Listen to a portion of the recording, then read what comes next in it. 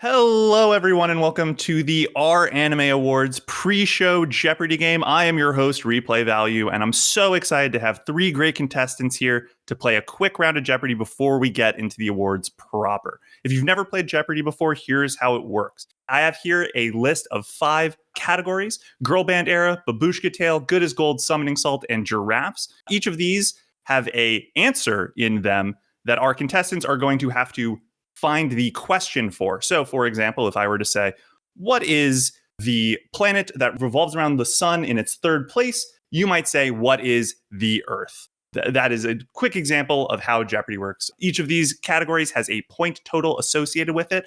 Easiest to hardest, easiest being 100, 500 to hardest. If you guess it correctly, you get the point total. If you guess incorrectly, you get nothing. Every question has to be led with a what is or who is or some other way of indicating that it is a question. If they do not do this, I will not give the points over. Once we have cleared this board, we will go to Final Jeopardy, where anyone who is above negative points can in fact play and take home the victor as this year's 2024 R Anime Awards champion.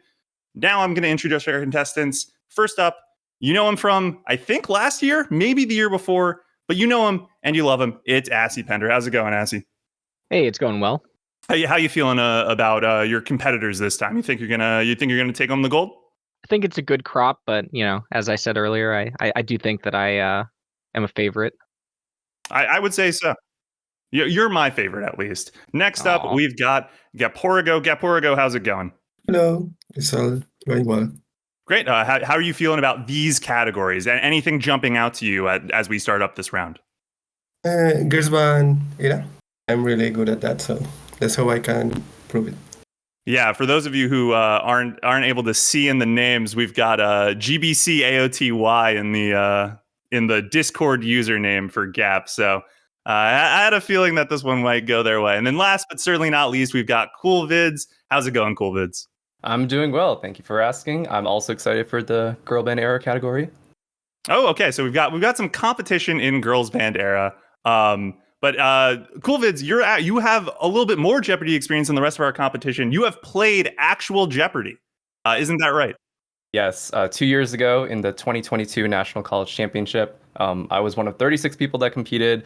Unfortunately, did not win, but it was a great experience. So hopefully that translates to a win here today. I have to imagine we are just as competitive as real Jeopardy. I'm sure your experience will come in handy. Well, let's jump into it. Not trying to take too long. Assy Pender, you were the first one to join the call, so why don't you lead us off with whatever category you would like to start with? Let's do giraffes for 300.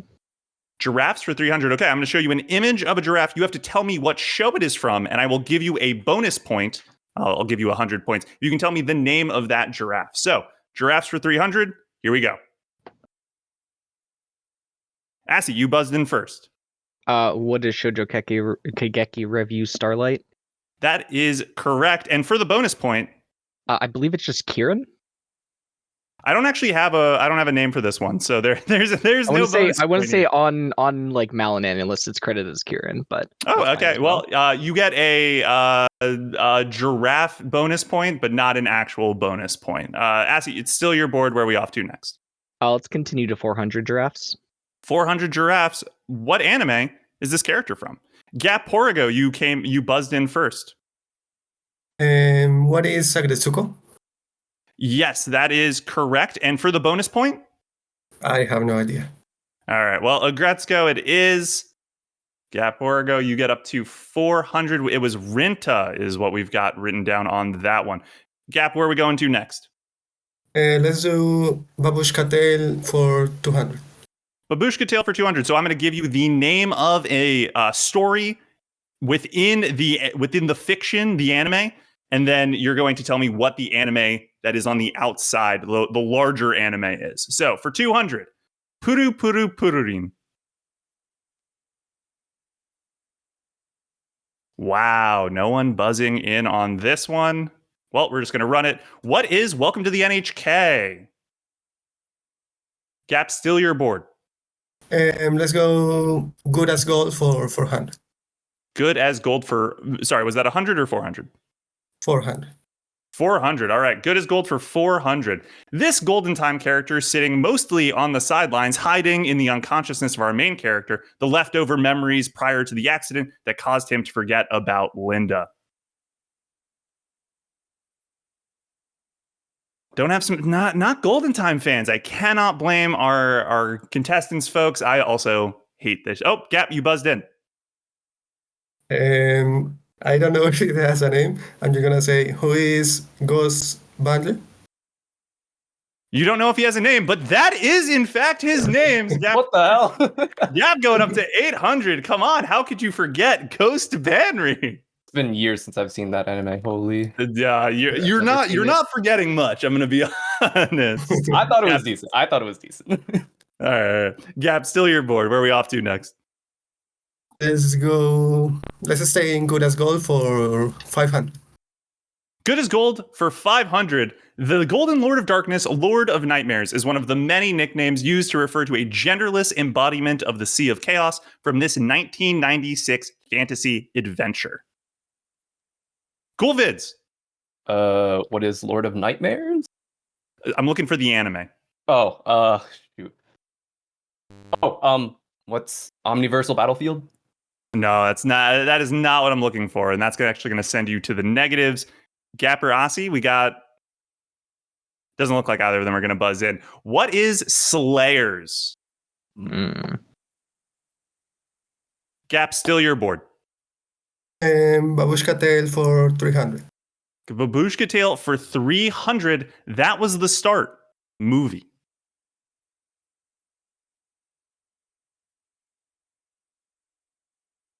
The lack of buzz-ins makes me think that this was, in fact, a little bit more difficult than I originally thought. I'll give you guys an alternate option. This is the same anime that has Sweet Today in it. Cool vids.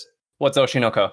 That is correct. After I gave you Sweet Today, I technically could have also given you Kaguya-sama. Would have also been an acceptable answer for that one. Cool vids, we got you on the board. Where are we off to now? All right, let's kick things off with Girl Band Era for 100, please. Girl Band Era for 100. So I'm going to give you a list of characters. You're going to tell me what band they're in. I do not need to know the anime, just what band they're in. First off, Yui, Ritsu, Miyu, Mugi, Azusa. Oxy, you got in first. What is Hokage Tea Time? That is, I just have to make sure. I am the least girl band fan out of the four of us. Right, so I have to make sure. I've got my notes written out just to make sure. Actually, you got that right. We continuing on there, or are we jumping around? Let's go to Summoning Salt 300. Summoning Salt 300. Amnesia percent. How quickly you can become an amnesiac is probably an unbeatable record thanks to Minato from this show, who opens the series already having forgotten the last 3 years, including his involvement in water polo. Gap, you got it first. What is Remain? That is correct. The show everyone forgot, Amnesia percent, looking even more accurate. Gap, where are we off to next? Let's go Girls Band Era 300.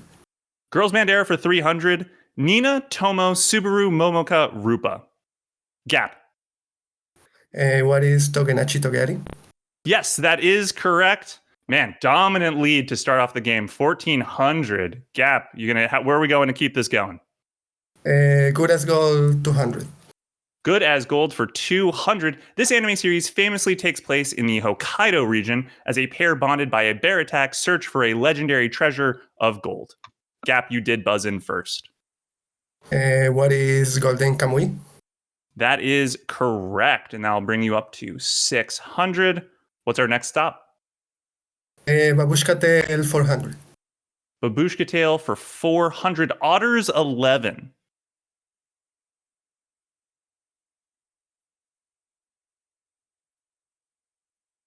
I'm trying to think of it. Oh, cool vids. What's Bakuman? Yes, that is right on. Let's go, and that'll get you into the positives. Whew. Cool vids. Where are we off to? Let's do Giraffes for 100. Giraffes for 100. I think this one's going to be pretty easy. What anime?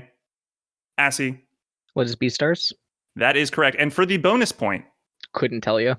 All right. It's Mina, and it is from Beastars. No bonus points here. Assy, where are we off to next? Let's do Summoning Salt 200. Summoning Salt for 200. It's not Hitman, but it's pretty close. Silent Assassin % is the category with the isekai Lu Tuahade absolutely wrecking shop with his previous experience from our world and being able to pick powers straight from God. What anime has Assassin % or Silent Assassin %? I think it was 2 years ago? Gap, what's up? I'm gonna try it, but what is the world's best assassin is reincarnated in another world? That is, I consider that close enough. I am going to give Coolvids or Assy the chance to steal, mostly because you're in the lead and I don't want this to get too boring. Coolvids, you want to try and steal? Yeah. What is the world's finest assassin gets reincarnated in another world as an aristocrat? Holy shit, what a pull. Sorry, Gap, you did get stolen there. Got to keep it interesting. Can't let you just run away with the game. Coolvids, where are we off to? Let's do Girl Band Era for 200, please. Girl Band Era for 200. Arisa, Te, Rimi, Saya, Kasumi. Gap, you did buzz in first. What is Popipa or Popping Party? Yes, that is correct. Popping Party, it is. Don't ask me what anime that's from. I have no idea. Gap, still your board. Van Green. Of course. You know what? Honestly, why did I even suggest it could be anything else? Let's go. Giraffes, 200. Giraffes for 200. What anime is this giraffe from? Assy. What is Gintama? That is not correct. Not what we're looking for. Coolvids. Stab. What is One Piece? And that is frankly a much better stab. And for the bonus point? I couldn't tell you. Oh my god, these guys don't know the names. It's Kaku. It's Kaku from One Piece. I knew the name. I'm not sure why I'm acting like I know that. Why I know who that is. I don't. I've never watched One Piece. All right. Cool. If it's your board, where are we off to? Let's finish Giraffes for 500. Giraffes for 500. What anime is this giraffe from?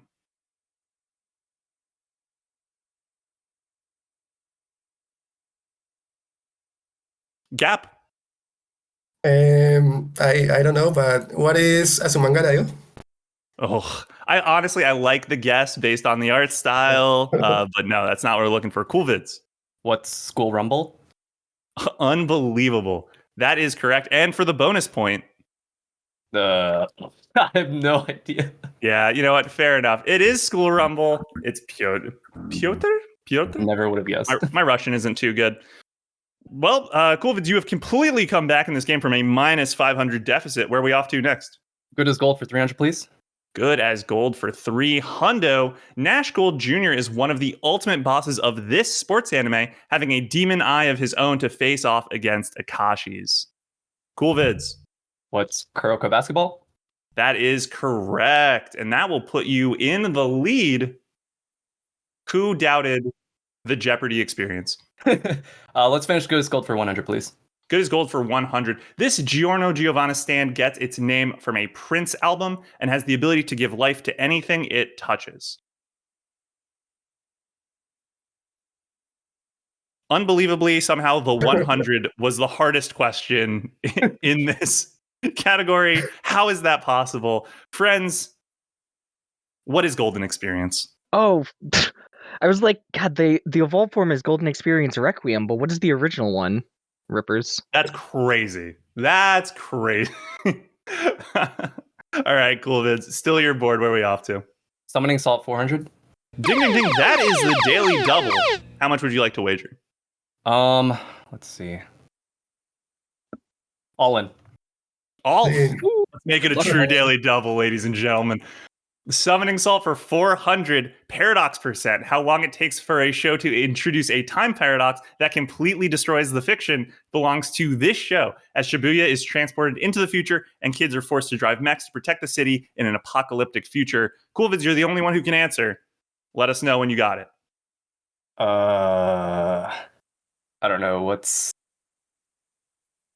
Jujutsu Kaisen? Oh, you hate to see it fall to zero. Gap or Assy, would either of you have been able to get this one? No, I don't. No idea. Man, am I the only one who remembers revisions? Yeah, I still don't know it. Never Man, heard that's of it. crazy. You know what? Honestly, that's for the best. It was really fucking bad. All right. Well, cool, Vince. You got plenty of time to catch back up, and it's still your board. So where are we off to? Let's do Summoning Salt for 100. Summoning Salt for 100. The future and dystopian Tokyo of this anime is the perfect place for speedruns, as contestants use the gravity-defying blobs to bounce around in parkour races set to the music of Hiroyuki Sawano and some loose connection to The Little Mermaid. Gap. What is bubble? That is correct. That's a nice 100 right there. All right, Gap, your board still. Girls Band era 400. Girls Band era for 400. Choo Choo, Moa, Retori, and Cyan. Gap, you buzzed in first. Oh god. I saw Choo Choo. This is some Cho by Rock thing. What is Cho by Rock? I don't know. I'm checking my notes, and what you just said, which I couldn't make out, sounds nothing like what the answer is. So pretty sure that's a no. Assie, you did buzz in next. What is Plasmagica? That is correct. Holy. Is this also Bang Dream? No, that's Show by Rock, as you said.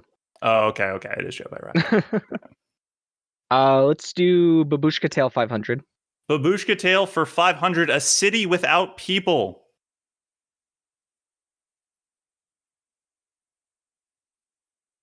Chat, if you hit the jurors with some classics, they have no idea what you're talking about. Holy.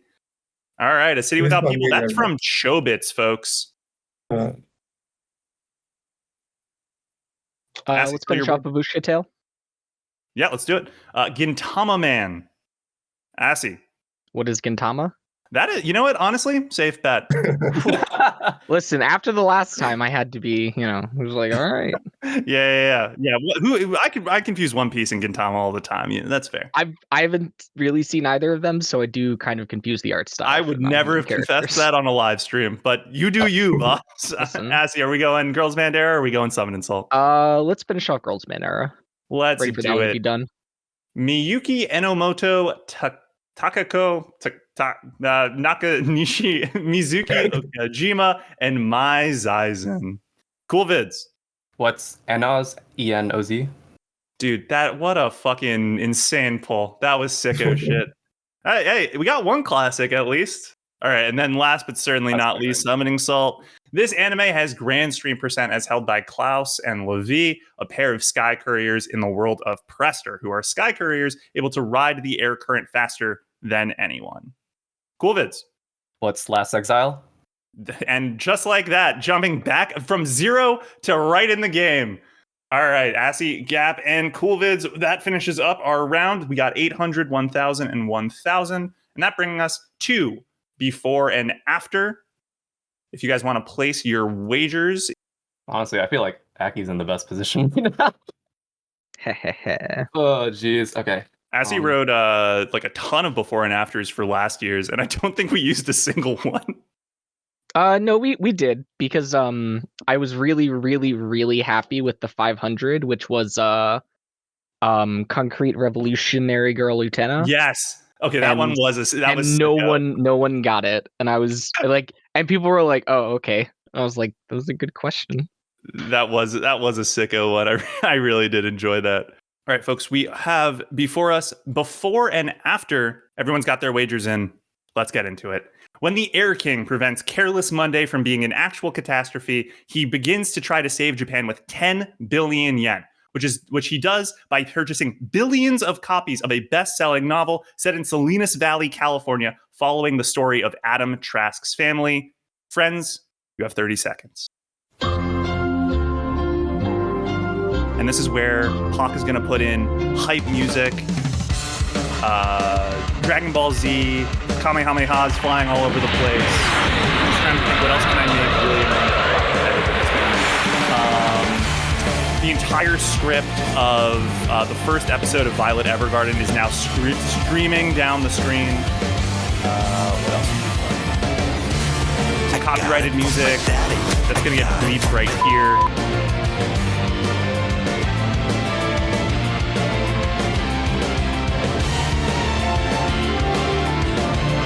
still got 15 seconds here, Paul. What else would be good? No, that's not funny.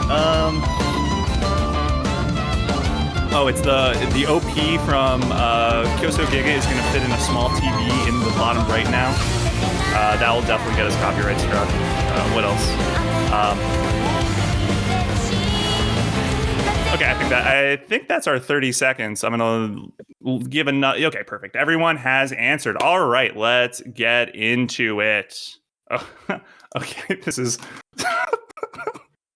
Oh man, what a game! What a game! Anime Jeopardy always is. All right, friends, we have before and after for 100. So it's not just one thing; it's two things, which I hate to inform all of our contestants completely forgot, because Cool Vids answered East of Eden, which is correct in part, but forgot the second part. I didn't forget. I just didn't know. Yeah, Gap had no idea, and Assy also knew. I thought they were both East of Eden. No, because it's Eden of the East of Eden. Oh, the anime is Eden of the East. God dang it! Oh my lord! I was like, that's diabolical, bro. Oh my god. Yeah, so what is Eden of the East of Eden was the correct answer. Unfortunately, none of our contestants got that right, which means it all comes down to wagers. Cool Vids had 1,000 and wagered everything, bringing them down to 0. Gap wagered 1,000, and so goes down to 0. And so it all comes down to, did Assy wager everything or not? And the answer, my friends, is that Assy Fender, who I said was the favorite, is in fact the favorite, holding on with 5 points, winning our game. Coward. Oh my god. Who saw that coming? Damn. Can we do another one?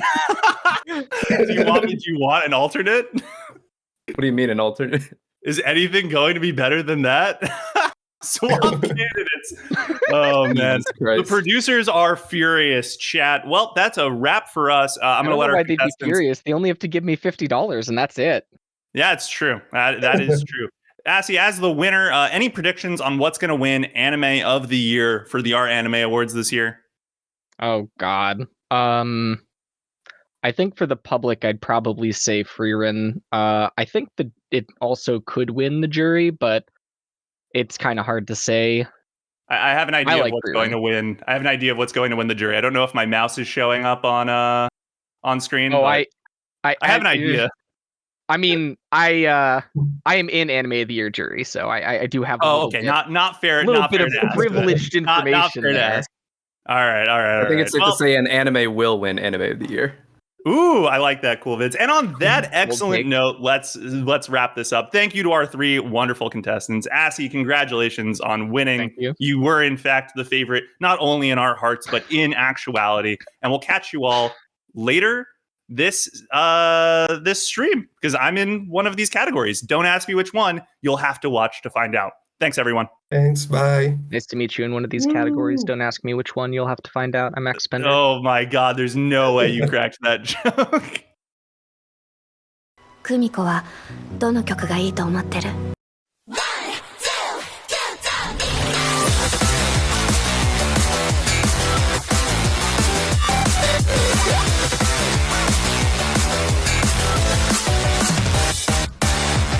어떤 인사가 괜찮을까? 천 번쯤 상상해봤어. 근데 오늘도 천번하고 한 번 더 고민 중. 막상 네 앞에서 네 꽁꽁 얼어버렸다. 숨겨왔던 나의 마음 절반의 반도 주지를 못했어. 아직은 준비가 안 됐다고요. 소용돌이쳐 어지럽다고. So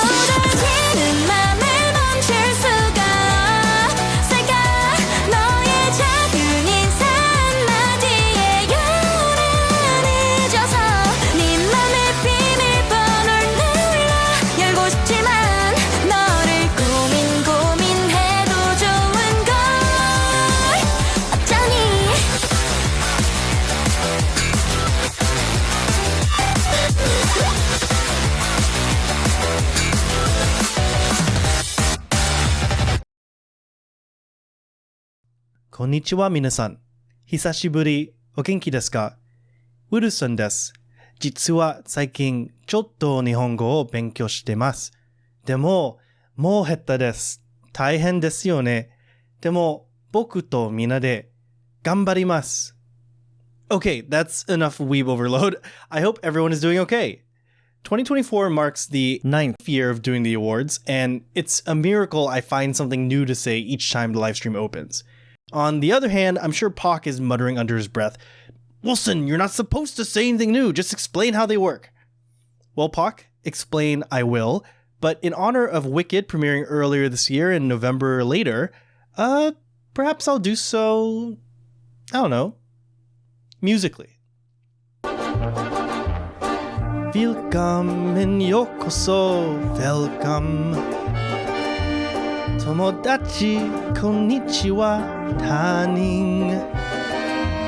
Hajimemashite, yasunde kudasai. Willkommen, yokoso, welcome to anime, our anime. The R Anime Awards has a unique structure where it is split in two. On one side, we have Glinda, the vote that's popular. They know about popular. Polls are posted to the sub, and almost 12 million users first vote on nominations, and then ultimately what they think are the best anime in a variety of categories, like Best Slice of Life, Best Animation, and of course, Anime of the Year. On the other side, we have the lovable, if not nerdy, Alphabas, the jury. They are recruited from the sub after an entrance exam, and then converse with one another at a Discord server. At first, their green exterior may seem cold and uninviting, but you'll soon realize that their power is unlimited. Wait, that refers to the amount of anime they have to watch. Anyway, they're invited well before public nominations and build their own list that gets mashed together and becomes a final nomination list and gets voted on later. Their work is far from done after building out the nominations, however. In fact, it's where they'll be making the most good actually watching. Unlike other awards where the judges' children might be the ones making the decisions, or where influencers vote for the only show of the bunch they've seen, we're defying gravity by actually watching every show. So you can't bring us down. This structure is our main selling point, resulting in two distinct awards that both acknowledge what captured the anime community's attention at large, while also offering a ranking that may appeal to flying monkeys, talking goats, and, of course, die-hard anime fans. But wait, there's more. After all, you have to see the Wilson once you prove your worth. And then you see the Wilson, what you've waited for since birth. And with all his Wilson wisdom... Okay, I'll stop. But we're at this step, the live stream.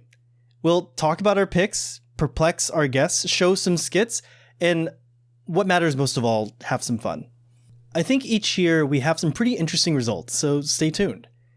After all, whether you're Glinda or Alphaba, public or jury, who can say if you've been changed for the better? But because we knew you, we have been changed for good. Enjoy the show.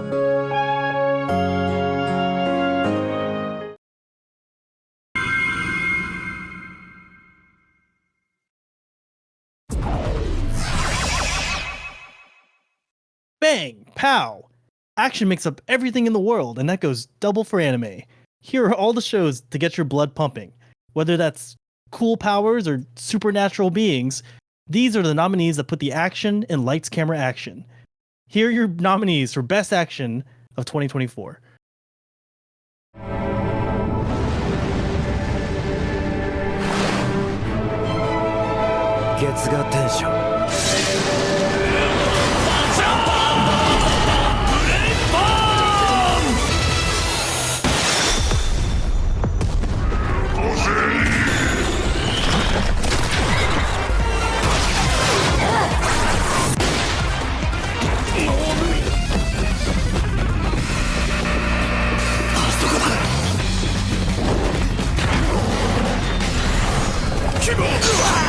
左だ左に兵よ全然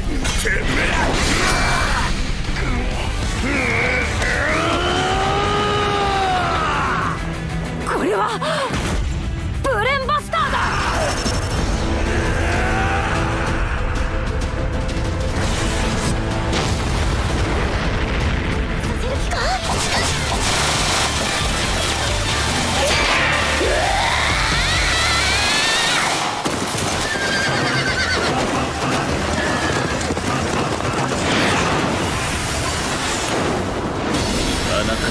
アンディとフーコは強くなりリップを元に戻しオータムを倒す準備が整いました。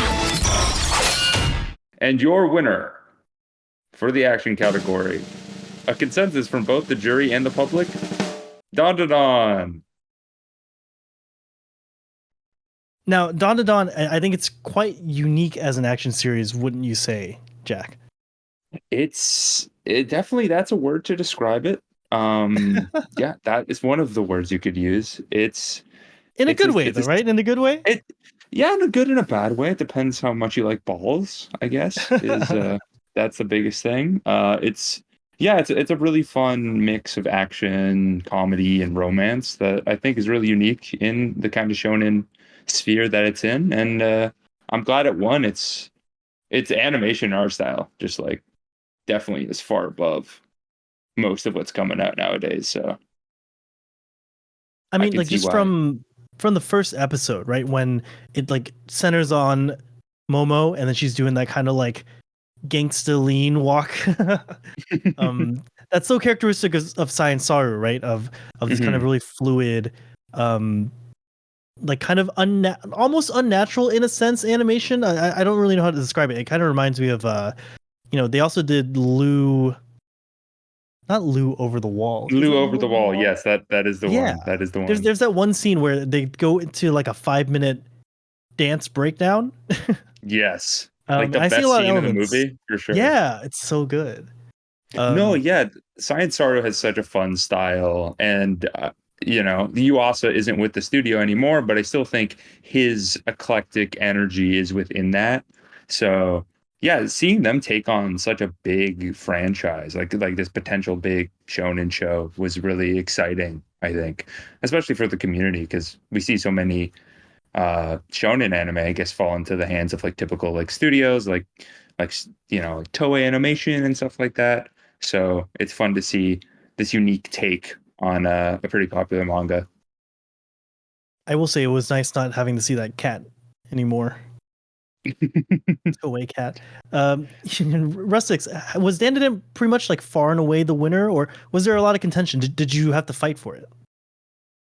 I would say it was generally a jury favorite. There were a couple of people who had their own issues with it during the process. Like anyone who's seen the first and last episode probably knows what some people might have an issue with.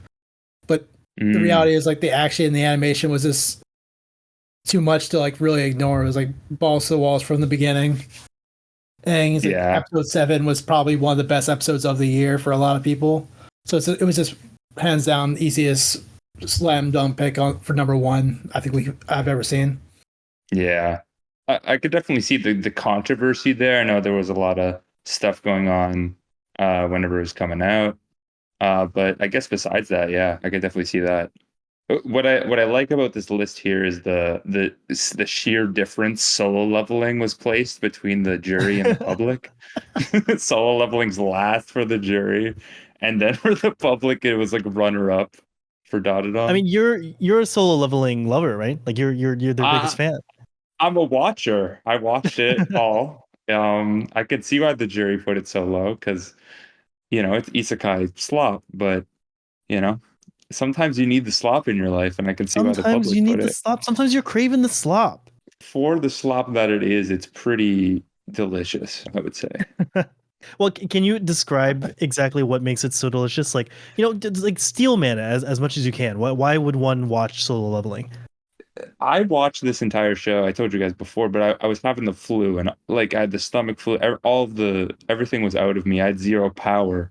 But then the dude from the solo leveling, who I don't remember the name of, is just gaining power every single episode.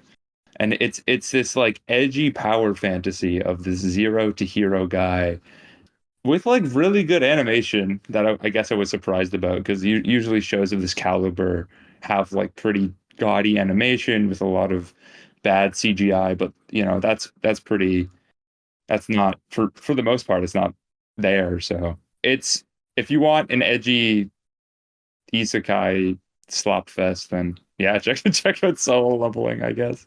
I mean, I think that's a ringing endorsement. How much did the isekai slop play into it, Russix? It's last place. I would say a lot is like, and I will say it's like, I'm a resident isekai slop enjoyer myself. It's like, having been involved in adventure every year I've been with the awards, but it also comes down to, it's like, similar to other years when other popular action shows have not done well with the jury, is like, when you take all the action, you start looking at the rest of the shows, like, what else is there really? It's like, he did some really cool action stuff, and then you're like, all right, there's nothing else to talk about. He beat up the bad guy. He beat up the bad guy. Has like, zero personality outside of that. Yeah, it's like because it's like a most overpowered isekai style shows, even though it's not actually an isekai itself. It's just like the hook happens in the first couple episodes, but from there you can more or less kind of know the story. It doesn't matter how much you enjoy its particular style of being overpowered. Yeah, no, you got it on the money there. You know, the kind of through line that I've seen is like how different these shows are from each other, and just exactly what their positives are.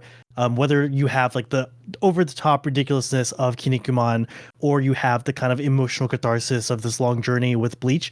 Honestly, I kind of see it all within Dandadan, which is kind of why I think it resonated with so many people, because it's so many things at once, right? It's a great action show. It's a great horror show. I mean, you so rarely see horror shows. You get the comedy aspect, you get the romance aspect.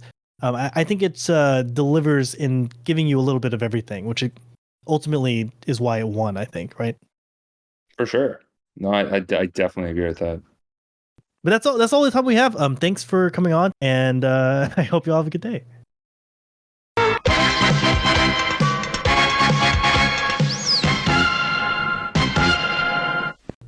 I can think of no better ode to adventure than many of these series.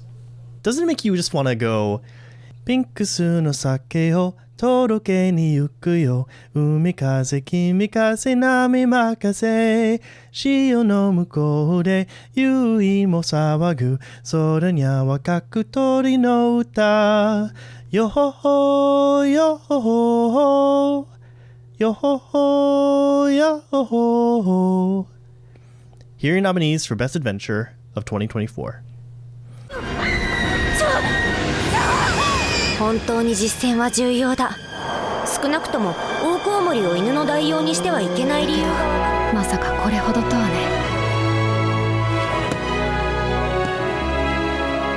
ね。遅くなったね。よかった。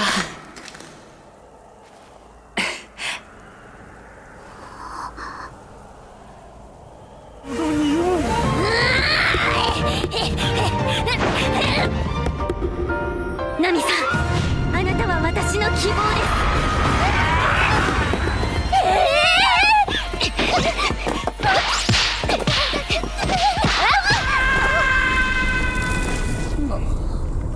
す。では先に。よし、あん、お前も早く。ダメ。ファーテン。勝て。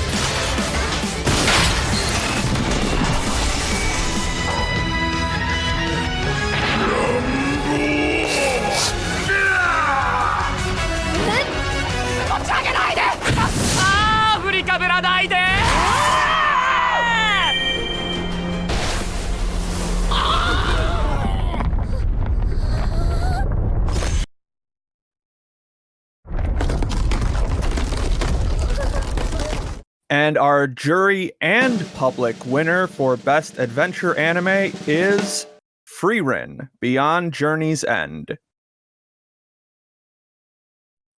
I mean, it's got adventure in the name, right? Like, Journey's right there. I don't know what else could have won. Just goes to it by default, I guess. Yeah, little did you know, the R Anime Awards, you just have to say the thing, and then that's how you win. But what are your thoughts on Frieren, Ember? Yeah, this was definitely one of my favorites from last year. Just I've been following the manga for a while, and this is possibly the best possible adaptation you could have gotten out of it. Just an incredibly beautiful from just about every angle, and it really sort of takes that mindset of adventure to heart in this sort of post hero beats the demon lord setting that really allows these characters to explore a world that we don't normally see in a lot of anime. This sort of what happens after the big climax. And kind of like the way that they go about it is using the excuse of like following a character like Frieren, who has such a long life and different approach to what life is, even, you know, and what the like ramifications of having such a long life affects how you live that life. Yeah, I'm definitely a huge sucker for the like reframing mundanity into ways that make you appreciate them a lot more, even in like a very like hyper fantasy kind of setting like this.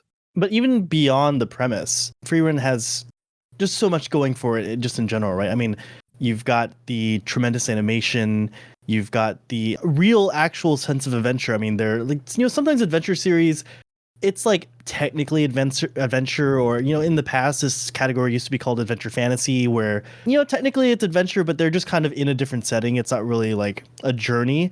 But in Frieren, you know, you very clearly moving point to point, meeting new people along the way, coming and going. I think it really does preserve that kind of raw sense of adventure that we seek to celebrate in this category. Yeah, definitely. Like, especially just like it actually takes place over like so much longer a time frame than you get with a lot of other adventure anime. Like with a lot of other stuff, it's normally like a couple months to a year at most. But this one, like even after like Fern's like growing up, it still takes like a long time for them to do stuff, and it really allows you to appreciate just how much time these characters are spending together and how much of the world they are getting to explore in like a more prolonged period of time. Now, Mira, I see that the jury and the public both have the same top two. It's Frieren and then Dunmeshi, which obviously is amazing as well. Did Frieren barely just beat out Dunmeshi, or was it pretty close? Like, is there a different alternate universe where Dunmeshi wins this? That is an excellent question, and I definitely see that Dungeon Meshi could have won the jury vote, the public vote as well, though in some cases I doubt that. And though I would say also in terms of the jury, that Fanletter was a very strong contender for a winner of the jury. Why is that? Fanletter was one of the most impressive shows from a thematic sense, I think. Also, we found a lot of the animation very impressive of it and the directing. And just Fanletter is an incredibly dense experience, so to say. What they managed to pack in that short time frame is also very incredible. Yeah, I mean, now that you think about it, Fanletter is just like this like one episode, and it's being compared to and standing up against these, like, I mean, Frieren is like 28 or something, right? So that's pretty impressive in its own right. Now, Ember, I heard that you maybe just be a fan of One Piece. Is that correct? I would definitely say I'm a big fan of One Piece. Mostly the manga. I haven't really watched a lot of the animes, but yeah, this was definitely like a nice little treat for like hardcore fans of the series, and also just people who really enjoy the idea of One Piece in general. It's just got so, aside from just like the little fan service nods here and there, this is the One Piece equivalent of like some of the more smaller Pokemon spin-offs we've gotten in recent years, like Twilight Lings, where it's like, well, let's take a look at just this little pocket of this fantastic world that we have to explore, and just look at like a completely different set of characters and how they live in this world. Another thing about Fanletter is that it even works as sort of not a one for people who are One Piece fan, because it really nails the fan experience, even if you of just fans in general, of how media or other heroes can affect us, even if we aren't specifically fans of those people in particular. Yeah, it's almost got this like meta element to it, right? It's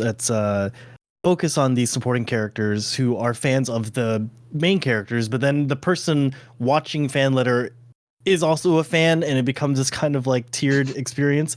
But I find that kind of really resonant. Well, you heard it here, guys. Whatever brand of adventure you're into, it's recognized and represented here. But thank you guys so much for stopping by and having a talk with me. Yeah, thanks for having me.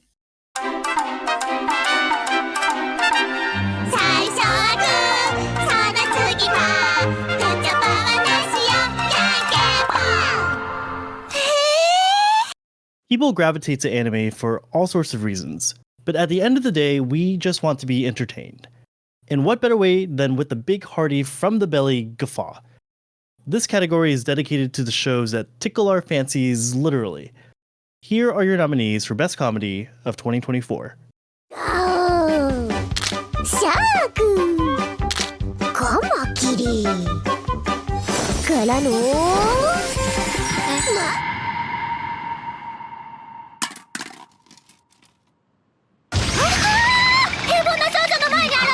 Kazuma が死ぬ。なんだこれは。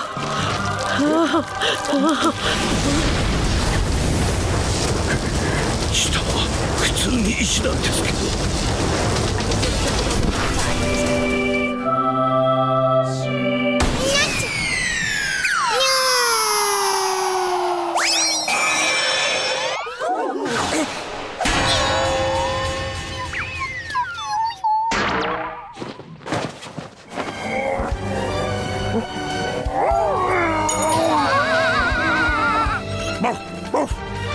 未来予知能力を持つ。いい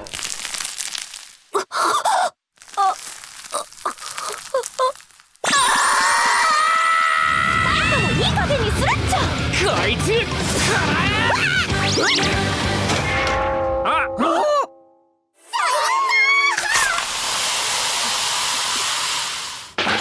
どちゃっこなんだが、ひかりちゃんのママ、あなたの配信見てAnd your jury winner is "'Tis Time for Torture, Princess." And your public winner is Konosuba Season 3. Joe, do you have a favorite Konosuba character? Favorite Konosuba season? Favorite Konosuba character? I like Megumi. Oh, I like Megumin a lot. Megumin is pretty great. I like her. I mean, for someone who's basically just like a one-trick pony, I think in comedy, one-trick ponies, like as long as you're able to adapt and kind of switch up their one trick, it works really well. And I mean, Konosuba is like, it's like a whole bunch of stereotypes, but somehow they keep it fresh every season, right? Well, yeah, I was just gonna say, I think the dynamic is super funny considering she's stacked all of her points into an explosion spell that has such a massive cooldown, especially considering that like min-maxing is such a classic element of video games, and here the reality just hits it as a punchline so consistently. When it was starting, I really appreciated the Megumin's chemistry with, well, especially Kazuma, where she always behaved like they were best buddies when they were going to explode stuff. But I also like the general shtick of her being like this incredibly smug and capable wizard that is just a huge loser, essentially.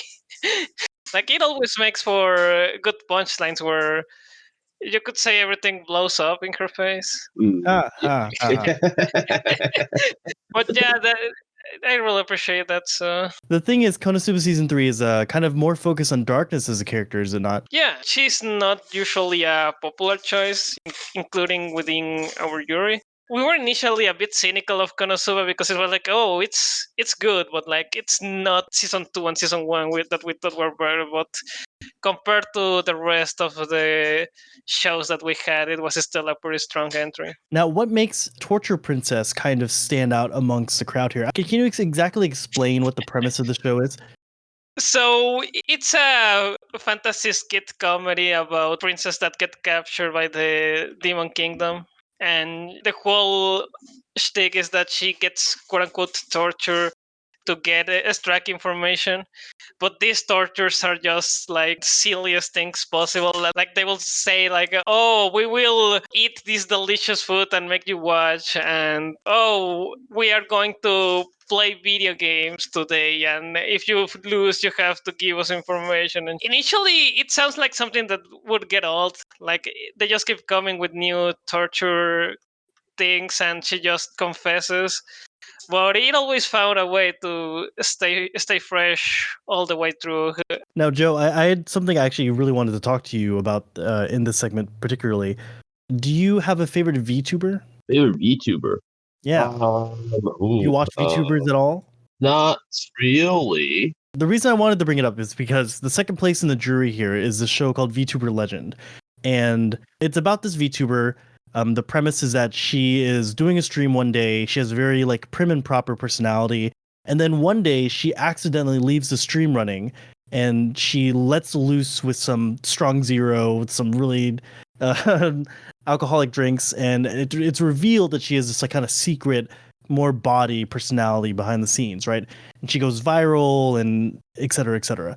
What made me kind of interested in it is that after that initial premise, it kind of just becomes her doing the VTuber thing. I'm wondering what you think about this kind of line between what is essentially like a simulacrum of a VTubing experience in show form. Yeah, I think there's something kind of really interesting about that, especially if it's in anime form, because it kind of Stevie Swan actually came out with a really interesting article about the idea of embodied versus character acting.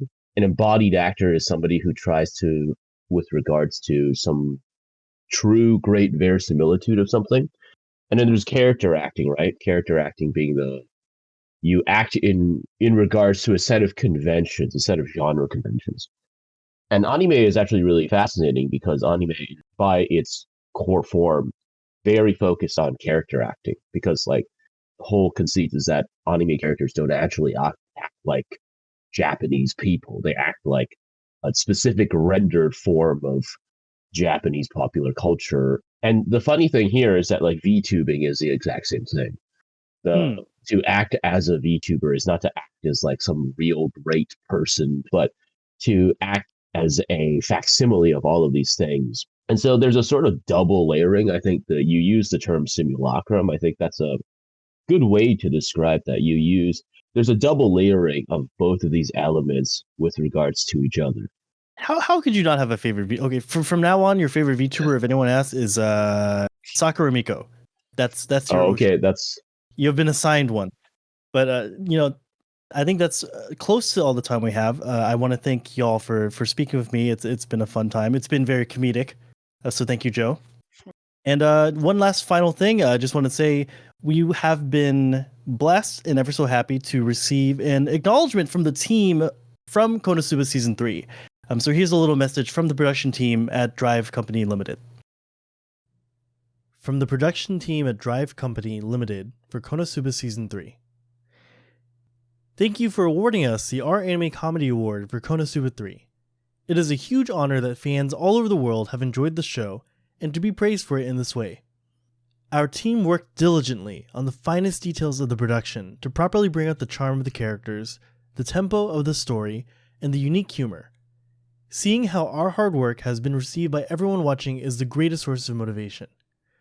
We would like to use this opportunity to thank all of you who supported the show. We will continue to earnestly work on our productions. Once again, thank you deeply for this honor. I think I can speak for all of us here at the Our Anime Awards that the feeling is mutual and we would love to see what you create in the future. Thank you very much for watching 'Tis Time for Torture, Princess. On behalf of the staff, I would like to thank you. Throughout the production, we continue to ask ourselves how we should best convey in anime form the wonderful characters, worldview, and everyday joy present in original creators Haruhara Sensei and Hirake Sensei's work. Therefore, nothing makes us happier than hearing that you enjoyed it. Thank you. Yoko Kanamori, director for 'Tis Time for Torture, Princess.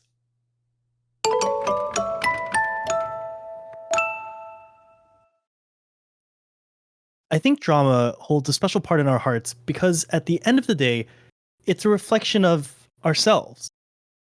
While we'll most likely never be heroes whisked away to other worlds or in charge of investigating murders, what we will inevitably face are tough decisions. Crossroads in life, competing priorities, and that pesky thing we call human connection. These are the series that we see ourselves most in. Here are your nominees for Best Drama of 2024. 生温かくて無力で全てはこいつが元凶だから。しょうがないな。1時間だけだよ。ストレート。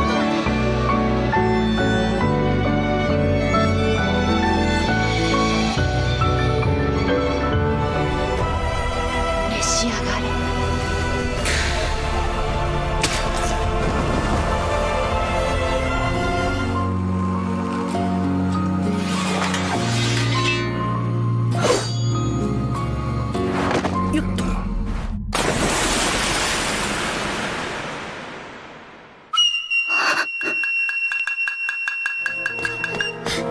全部ぶつける。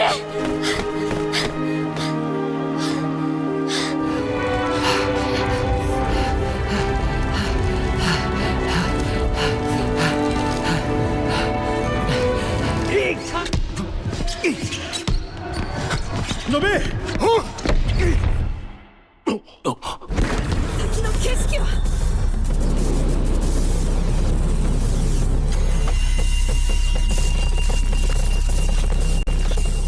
And the jury pick for drama in the 2024 R Anime Awards, Look Back.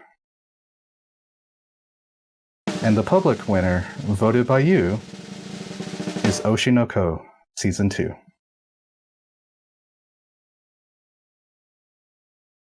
I like the little dramatic flair there. I've done these a few times. Yeah. But I can't say that Look Back is in any bit surprising. I mean, if anything, it's surprising that it wasn't a consensus pick, even though it is number 2 over there on the public. But what do you think of these winners? What's your first impression? I am entirely not surprised that Look Back won the jury award and was voted number 2. Just the story alone is immensely wonderful in a sense of like, what if? Because like you said at the beginning, everyone knows drama in their life. And we all have those moments. What if we could change something? What if we could prevent something from happening? And that resonates with everyone. And to also have like a little bit of the undercurrent of the 2019 Kyoto Animation arson incident as this kind of relates together, I think it really resonated both inside Japan and outside. So to have the jury pick it number 1 and have it rank as high for the public voting, I'm not surprised at all. No offense to Oshinoko. Oshinoko is a very, very popular show. I'm not surprised that won for the public vote. But that also says just how good Look Back is to me. Well, here's my little pet theory, and you guys can confirm or deny this. Well, Oshinoko, very minor spoilers, there's this kind of character arc where we're following this one character. He's not a very good actor. He kind of got where he is through like basically nepotism, right? But he undergoes this journey where he learns that if I can just do this one thing really, really well, that'll make me stand out and that'll be the difference, right? And ultimately he accomplishes his goal, right? I think Oshinoko is very similar in that respect where, sometimes it doesn't hit, sometimes it's kind of like very low floor, but the ceilings, like when the animation goes out of control, when all of the arcs are hitting exactly at the perfect tempo, it's magic. Now, the thing is, if you compare it to Look Back, I think that entire thing starts at 100 and just stays there the entire time. So yeah, it's a little bit an unfair comparison, but I like to see you guys' thoughts on that. I mean, Stuck, what do you think the jury landed on that? All right. Well, I mean, obviously, Oshinoko is sitting at 8th there for us. And overall, I think that a lot of the jurors did enjoy Oshinoko this year. Felt it was a strong season. In particular, we talked a lot about the Kana Akane stuff going on this season. Felt that was particularly strong. But outside of that, you brought up that one particular actor that had that character arc this season, and we had a bit of a mixed reaction on that. Felt it was a little bit sudden, but did overall appreciate the changes in his character. And then some of the other characters, Ruby was still fairly sidelined, underutilized. Memcho hardly shows up. Not that we were necessarily talking much about Memcho. And yeah, so there were a lot of elements that we were somewhat mixed on, and that's kind of why it ended up ranking lower for us overall. But it was still a solid season that I think most of the jurors at least enjoyed. But is it any way better than Look Back? Could you see the reasoning? If you ask me personally, I would not see any way that I would consider it better, but that's partially, I mean, my own bias as someone that very much loved to Look Back. It is genuinely one of my all-time favorite films. So I was overjoyed to be able to have that victory, that first place placement in the category for Look Back. But at the end of the day, we're here for the drama, right? And what oozes drama more than some Hibike euphonium? Season 3 is Kumiko kind of navigating this kind of new team leader role she's given herself, right? And obviously you can't have a category of Mega X and not talk about Hibike. So you want to give us your thoughts on season 3? Season 3 is drama, drama, drama. Coming into it, I wanted to express to everyone, hey, this is going to be a different season than what you're used to with UFO, because season 1 it had a lot of comedic elements to it. Season 2 had a little bit more drama with it, but it also felt a little bit light still. Season 3 just hits you with the drama from the very beginning, like, hey, this is Kumiko's last year. She's going to be graduating. This is it. This is all of her chances left to go to nationals. Oh, and by the way, here we have a new character who is very, very talented playing the euphonium as well. So it just all adds up to one of the biggest, most dramatic moments in the euphonium franchise in episode 9. Well, we've said it before, but I'll say it again. Like, all of these look so gorgeous. Like, even if maybe drama's not your thing, it's worth it to watch these just for the pure experience. And also for the experience of listening to our wonderful guests. Thank you so much for coming by. It's been a pleasure to talk with you. Thank you for having me. All right, bye-bye.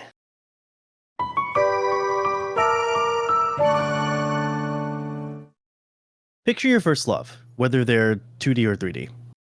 Is your heart fluttering? Did a smile start to manifest itself on your face? Romance is an eclectic mix of complicated emotions, of which include nervous joy, but also abject despair. And while it may be a headache dealing with them in real life, they sure are fun to watch on screen. This category goes out to all the anime characters just trying to feel a little less alone. Here are your nominees for Best Romance of 2024.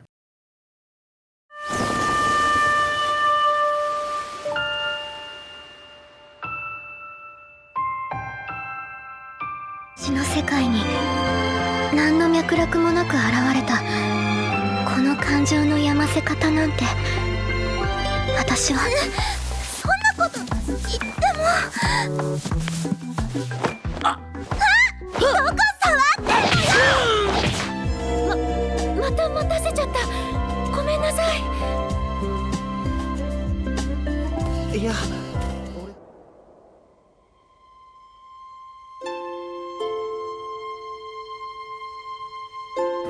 ごめんなさい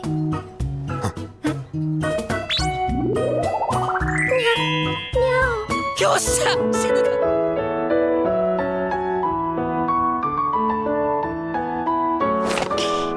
はい先輩よしわっちの足を踏まぬようにと注意するだけでよい山田が好きだ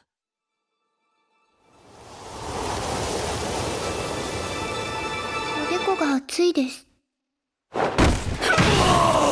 頭に限らず全身が熱い大丈夫じゃない And the jury winner is Himi ni Toroke from Me to You Season 3. And the public voted for The Dangers in My Heart Season 2. So unfortunately, romance is a genre I really like a lot, but I haven't been able to watch very many this year or in 2024. I've been hearing a lot of great stuff about Dangers in My Heart, though. Well, would one of you please just give me a quick overview on I heard the beginning is kind of like sketchy, right? Like the dude is like actually absolutely concerning. It definitely takes a turn in the beginning because at first you think it's going to be this dark show because clearly this boy dislikes everything and everyone around him. And then he kind of observes this beautiful girl in his class and it just completely changes him. He goes from this very dark persona to truly a boy in love. And it's pretty much a show about not only his growth as a person, but how he starts to fall in love with this girl. I feel like dark is an understatement. Like he's literally planning to murder her when he realizes that his obsession is not out of bloodlust. It is actually, wait a minute, I actually really like this girl. And he doesn't know the difference, which is concerning for sure. In fact, when I first heard about the show and I read the description on Mal, I was like, ooh, this sounds interesting. And then I realized, like, oh, he's just a boy in love. That's kind of disappointing. But then the show really, it became the Danger in My Heart. That's what it became. Aww. I love this show. So it's like cute aggression, but to the extreme. Huh? It's like when you see a baby, you want to pinch his cheeks, except he wanted to murder. Yeah, I guess you could say that. He's a middle school edgelord growing out of this phase. Yeah. And the first season is really good. Personally, I think the first season is better than the second season, but the second season is also really interesting because it turns more into less romance, more like the really digging into the psychology of our main character, Ichikawa, because it seems like he's just trying to figure out life. He's just trying to break out of his shell and become, more involved in his class and become a better, more well-rounded person for Anna's sake. It's definitely a coming-of-age story. You really see him mature a lot. He's still about as smooth as sandpaper, but he's honestly grown so much, and it's extremely endearing. Mm-hmm. It's a beautiful show. It really is. Now, speaking about waiting for the long run, I mean, the first episode of Kimi no Todoke aired in 2009. That was the year the year after I graduated high school. So now we have, back in 2024, season 3 winning the jury side for best romance. Nick, you might explaining exactly what this is, why it won out against Pokuyaba in the end. Of course. First off, I understand why a lot of people would be unfamiliar due to the large time gap and Netflix batch releases. But regarding the show itself, I feel like the best way to describe it would be earnesty. A lot of shoujo from that time, definitely, which includes Kimi no Todoke here, are very heavily internal conflict focused. Like, these characters are getting in their own heads more than anything else. However, what makes season 3 special is the rather equal distribution of the three main couples and how all of their stories are loosely connected because they're friends, and it's like there's definitely the element of pushing your own worries aside because you're worried about them, and all of their struggles are influenced by the others, and it just kind of all wraps around together to create this one cohesive whole that feels extremely genuine the entire way. There's virtually nothing here that feels overly generic or overly forced or anything like that. It just seems like these people are struggling, but very much in love. And I'm kind of struggling with words a bit here, but because it's really something you need to see to believe. What do you feel about that, Otaku Cop? I mean, I agree with pretty much everything that he said. It really just is just a continuation of everything that the first two seasons built upon. And each season is like an evolution where you just see, Sawako just becomes a little stronger and a little more confident as the time passes. And then you throw in, the romance, and she's in a couple, and then her friendship with, Ayane and Chizu. So it just sucked that it took so long for us to get there. And I didn't hate the batch releases either, because each episode kind of felt like a little mini movie in that format. And I didn't necessarily mind it. I thought it made for a kind of cool experience, especially for those of us that were fans and waiting for it to come. So I thought that it really paid off. It was a very good season for sure. I want to thank you guys for coming out to speak with me, and I will move on with the show. Thank you. Thank you for having me. Thank you for having us. Thank you for awarding Kimi ni Todoke 3rd season the Best Romance Award. It goes without saying that it has only been possible because of the wonderful original work, but I am very pleased that thanks to the efforts of many people who have been involved with this series, it has reached so many people, and not only within Japan. Thank you so much, Maya Isobe, animation producer.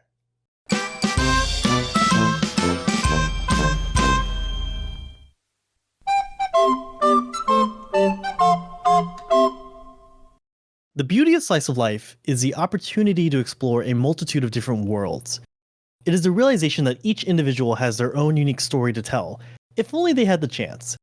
Whether you've always wanted to camp, fish, or become an idol, there's a little something for everyone.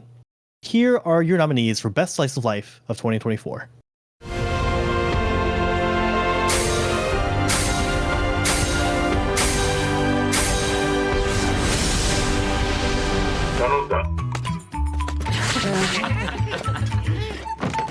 番完了。8番。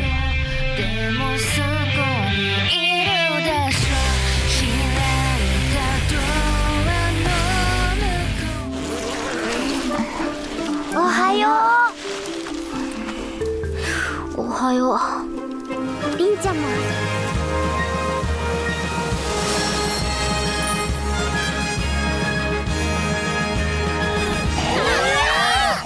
時はちゃんのバースデーケーキが。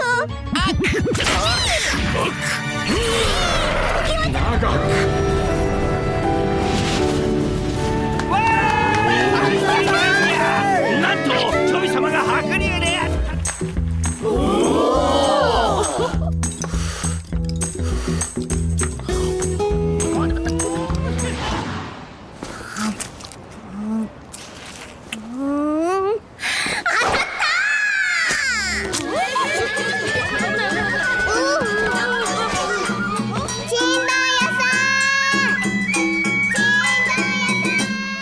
And your winner for the jury and the public is Season 3 of Yuru Camp.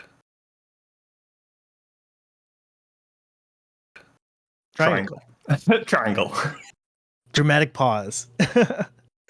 So, Eurocamp Triangle Season 3 has a little bit of a mix-up because the studio changed to 8-bit. What do you think about that? Do you think it was a positive change? Did you notice a difference when you first started watching? Yes, definitely. When the change was made from C-Station to 8-bit, the first thing that I noticed was the increase in quality with backgrounds. I was stunned at times with how high quality the backgrounds look, how high quality the cinematography was. It took a step up this season, traveling closer to Mount Fuji, around the lakes and the bridges, through the cherry blossoms. I think it did a lot right in the production side of things. I definitely noticed it. I can't say I completely agree with all the shifts being for the positive. While I do think the backgrounds looked fantastic, I think it led to some compositing issues where the characters didn't feel like they were residing in the scene the same way they did in previous seasons.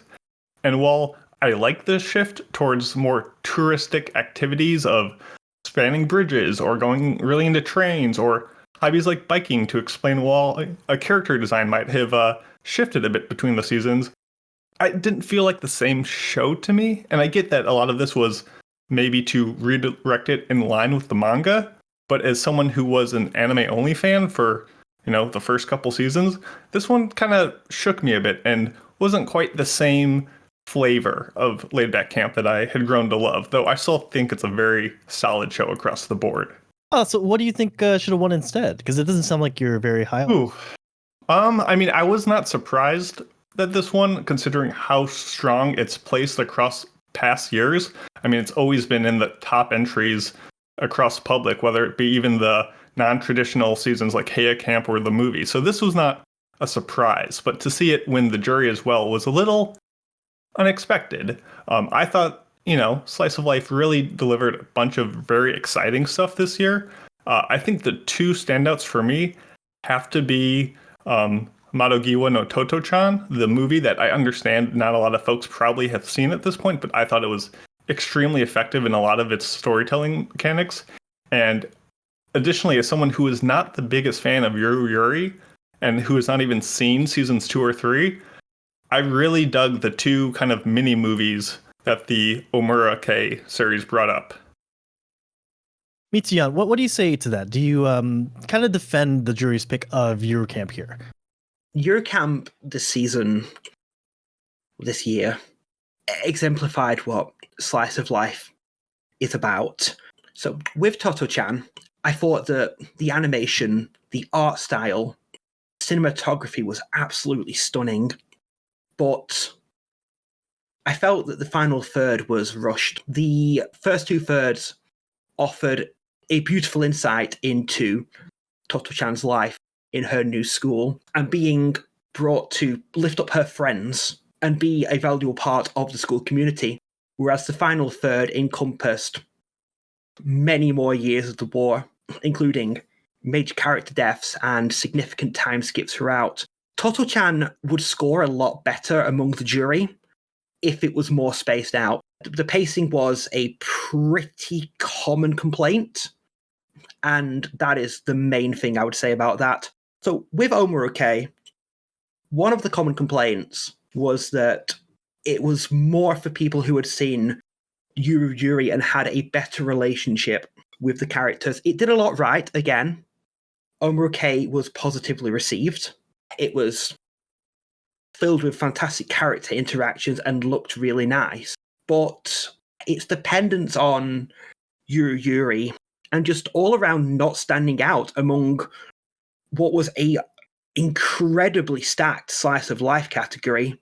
Omura-K was just really unfortunate this year to be up against such incredible shows like Eurocamp and Love Live Superstar. All right, there you have it. A good number of things to check out.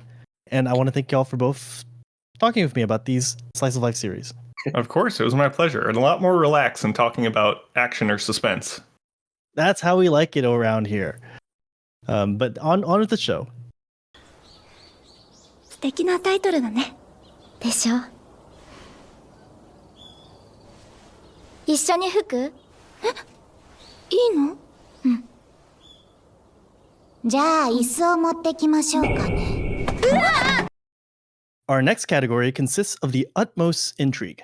The entries here within demand you put on your robe and wizard hat, your trench coat and magnifying glass, and probe their contents to your heart's content. It's the category that will transport you back to kindergarten, when you first learned who, what, where, when, and why. Whether the who is the butler or the where is Imperial China, this category will have you on the edge of your seat. Here are your nominees for... Okay, enough leaving you in suspense. Here are your nominees for Best Suspense of 2024.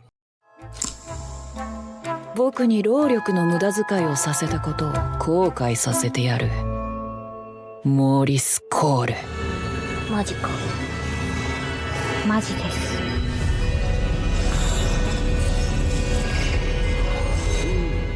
演出キャメラ思い違いな怪人俺たちは守ってるだけだそんなこと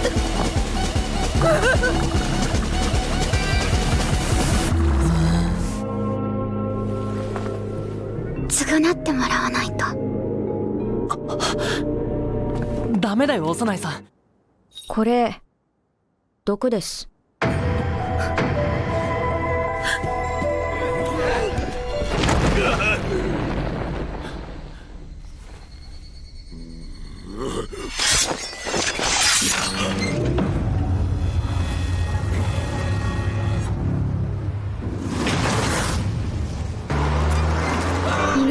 ったわね。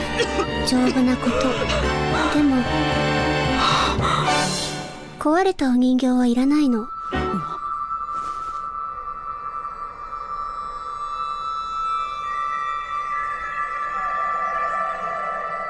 And your winner for the best jury and audience nominee is The Apothecary Diaries. Ooh. I can't say that this is necessarily a very surprising winner. Wouldn't you agree? It was a very popular show.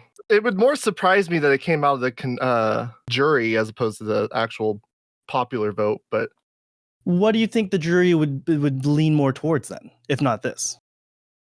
I actually thought they might lean more toward Yadagarasu.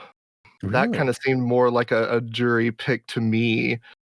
Obviously, I like Dead Demons, Dead Destruction, but yeah, that was both of our anime of I the didn't know you year. had a stutter. So yeah, I flubbed it. Sorry. Mononoke being second though is this kind of surprise to me in the jury pick. I don't know. I feel like it's very jury core. Did y'all watch the Mononoke movie? Oh yeah. Yeah. And was it not fabulous? Like, does it not deserve? I mean, if anything, Apothecary Diaries beating out both Mononoke and DDD is kind of the upset here. It was more like Mononoke is just not as talked about as like a Dedede or Apothecary. That kind of surprised me. They end up in number 2 here. As far as like the actual merit of it, like it is a great movie. It really does a good job at taking what the original TV show did, like well over a decade ago at this point, and like transposing that into a much more modern context, animation wise, because like it's so well. It uses like CG so well. It's just a gorgeous anime to look at, and I can't believe they're doing 2 more. It's kind of insane. 2 more. I knew about the next one, obviously, but yeah, it's I didn't realize it was a trilogy. Man, I'm super excited. I think the funny thing about this category to us is just suspense as like a term. It's like, okay, so how are we judging these? Because like you obviously have like a very wide spectrum of like what is quote unquote suspense, right? Yeah. So Apothecary Diaries is kind of more in line with a kind of mystery, almost like a Detective Conan or Sherlock Holmes kind of story, with a lot of its arcs where it kind of sets up a mystery to be solved. You kind of are given some of the tools for which to kind of figure it out for yourself, and then it gives you its own solution. But then you get like Go Loser Ranger, which is less so a mystery in that regard and more so just kind of a thriller, right? Like it's more a lot of like infiltration and subterfuge. Yeah, like how is he going to navigate this sort of system and beat these characters that are larger in life and much stronger than he is? So you kind of have a full spectrum of like what is quote unquote suspense. Whereas like something like Shoshimen, there's nothing very suspenseful about Shoshimen. Like it's a mystery show. I'm thinking like the majority, like it's just like, oh, how did he make hot cocoa with only 3 That's cups? so suspenseful. Is that really suspenseful? Well, it's a matter of which cookie has the hot sauce in it? Who knows? It's able to take like these very mundane things, like similar to a Hyoka, obviously, and it's able to take them and make them into something that is actually very like suspenseful. It's like, yeah, how did they make that hot chocolate? What do they do? Well, and then you that's get to the answer. Grin, what? So they have a point here. Was it kind of hard deciding out of which one of these was the best, considering they are kind of different, or was Apothecary Diaries kind of like far and away the winner for you guys? Yeah, I think specifically Mononoke and DDD also had a couple people like really supporting it like at the top. But I think like the reason why Apothecary like ended up winning is because like first of all, there's a lot of people like they really liked it, and secondly, like the other people like who were more split on what they would put at number 1, they still put it at number 2. I think also a lot of the other shows in the top, they also are like more contentious as compared to Apothecary. Like for example, DDD, which I think was fairly close to winning. It has like obviously like the episode 0 and episode 17 like ending, which kind of like go against it makes the series like worse in a lot of people's opinions. So you're saying it's almost like a Rotten Tomatoes thing, where like Rotten Tomatoes, the score is actually like the number of people who rated it above a 6, rather than like the actual. So like Apothecary Diaries is a Marvel movie, and DD is like DDD is like the brutalist. Is that the gist? I wouldn't quite say that, because like there's also like a lot of genuine support behind like Apothecary. But yeah, I would not say necessarily like that everyone would have put it at number 1, because that's not what happened. But it just like it consistently with like the protagonist like Mao Mao, like a lot of people just like love her, right? I mean, she's so great. She'll slap a bitch. Yeah, I really appreciate Apothecary Diaries and Yatagrasu to a lesser extent, because I haven't finished it yet. But like the sort of suspense that's generated and the thrill that's generated from these like high society kind of conflicts, where it's like relatively low stakes, in the sense that like it's usually like, oh no, she's wearing the same perfume, or she's doing this, but like it has high consequences in the sense of like you could be kicked out, your livelihood could be ruined. Yeah, that's sort of like high society thing, where everything basically just comes down to status and flexing on everyone else. Mm-hmm. Yeah, there's nothing that's more invigorating sometimes than just like someone walking into a ball or a gala and be like, oh, she wore that same dress. What am I gonna do now? He was like, oh shit, what is she gonna do? But that's not to leave everyone in suspense. I want to thank you guys for coming on and then chatting with me about them. Oh yeah, thanks for having us. We appreciate it. いやいや、びっくりした。長生きしてね。すごい。あんなに速くて、あんなに遠くへ。それに。とりあえず一回撃ってみる？っていうか撃ってみよう。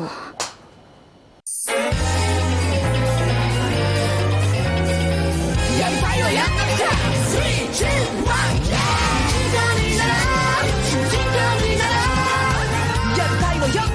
誰のための人生主人公にな主人公にな絶対スペシャルな特別になる予感で自分次第だぜやりたいのやんなくちゃ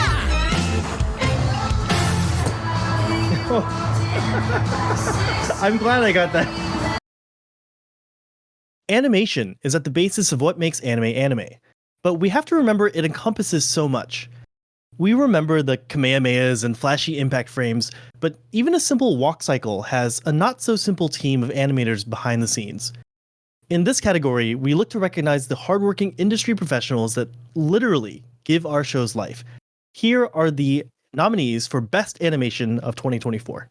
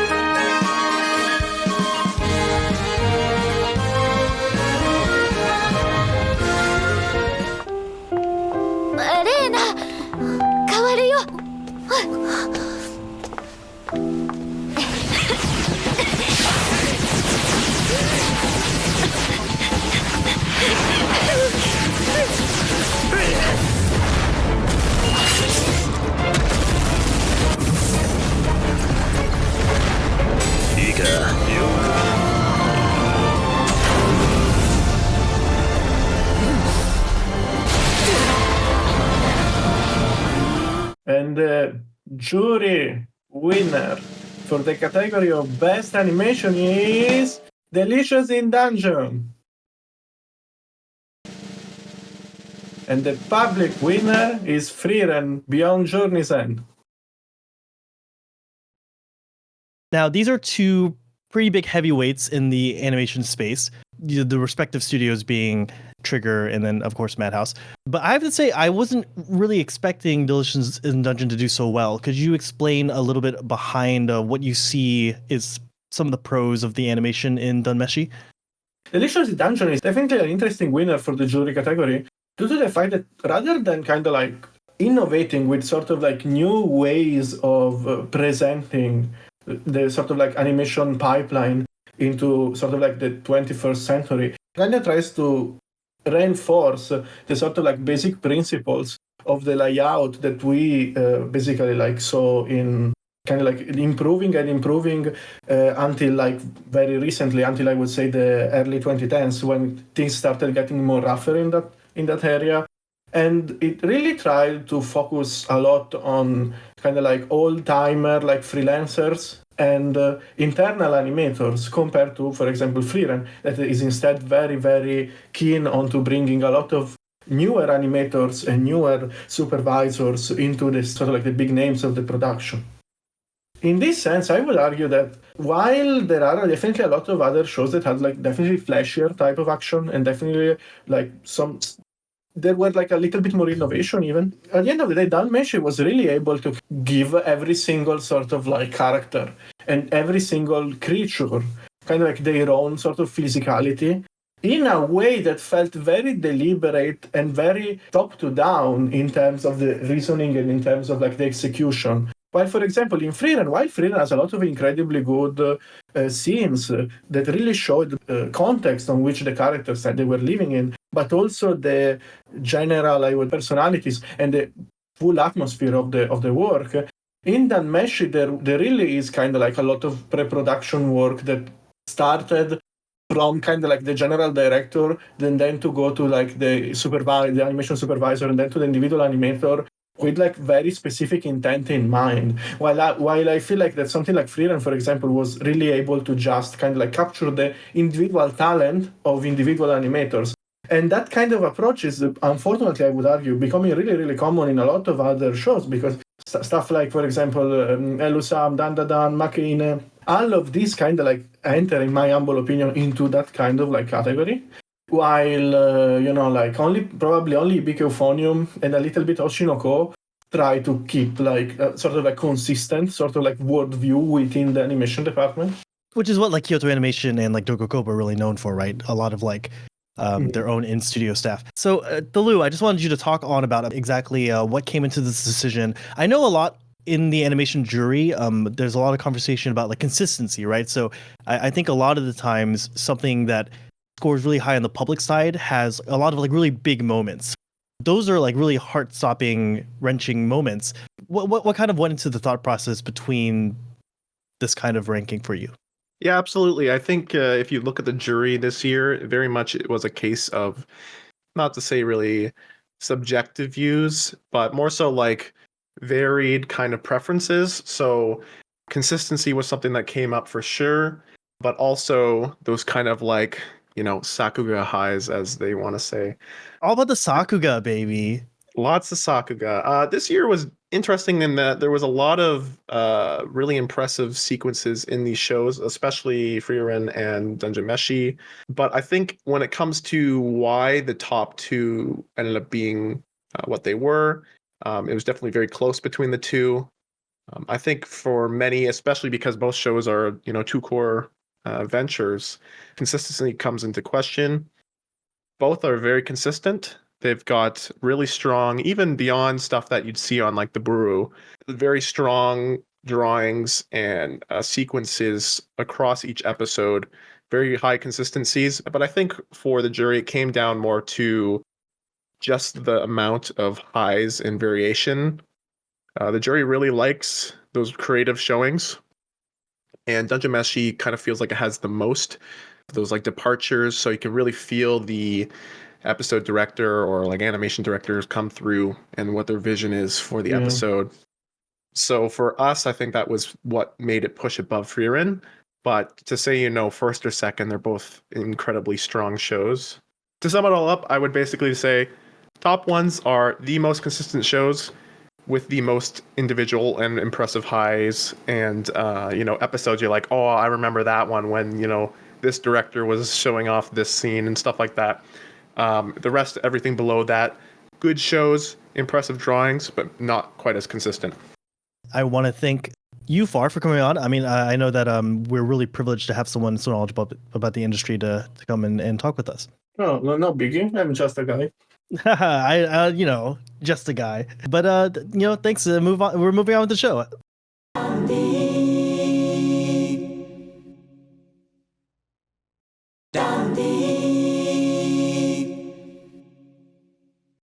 Background art is a term that I almost consider a misnomer. Because while yes, they may fill out the background, never does their focus or importance fade into the background. It's one of the most important elements anime creators have at their disposal to utterly dictate the vibe of a show, laying the foundation for the animators to do their work. Just as much as a great smear or sakuga moment, a great background can take your breath away. Here are your nominees for Best Background Art of 2024.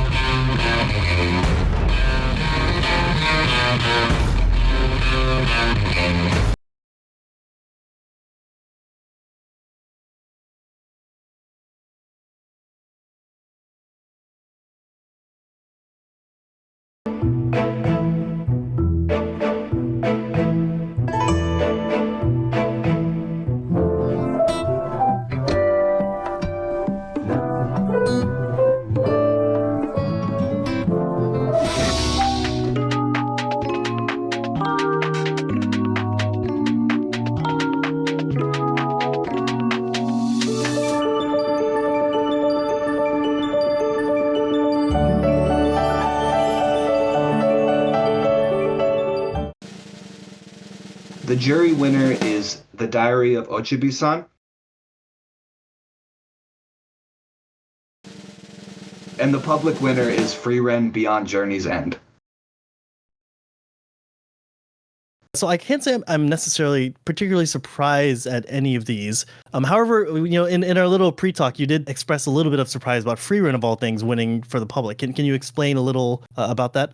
Well, I mean, just looking at the nominees and everything, looking at the backgrounds itself, I don't think it really stands up. Really, I would have put it under a lot of other things. Like I would put Kaiju over this, Elusive Samurai over Frieren, Dandadan over, Apothecary. I'd put a lot of things over it, but I guess public vote, so I'm not too surprised. But Ochibi-san winning the jury makes a lot of sense. It is Studio Pablo that does it, which they're great. They're like one of the current studios that still do background art in hand-drawn most of the time. They did, Dororo. They did Dororo 2019. So, yeah, when it comes to background art, I'm not surprised they got the win. But Frieren, yeah.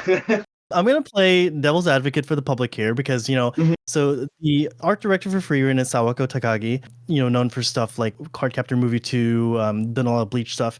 But the whole premise of Frieren, right, is that we are following this band of adventurers after the major story has ended, right? Because Frieren has such a long life and she's kind of doing this like whimsical, melancholy remembrance of the past, right? In that aspect, the art direction actually reinforces the themes quite well because we literally see the places that Frieren has visited 80 years ago once again. So you're able to see this kind of contrast in between the flashbacks and the present time, ruined buildings and these like storied places that look like they were really important at one point, now kind of desolate and broken down, much like the theme of the whole show. And I think people don't realize exactly how much backgrounds assist in telling a kind of like narrative story behind the scenes. A lot of people think, oh, it's just like it's pretty setting and whatever. But like you said in your famous video, all about anime backgrounds, this is literally the world that our characters inhabit. Yeah, it's a big part of the world building. Yeah, obviously it works with the show well. Obviously, I just mean more like on a specifically an aesthetic level.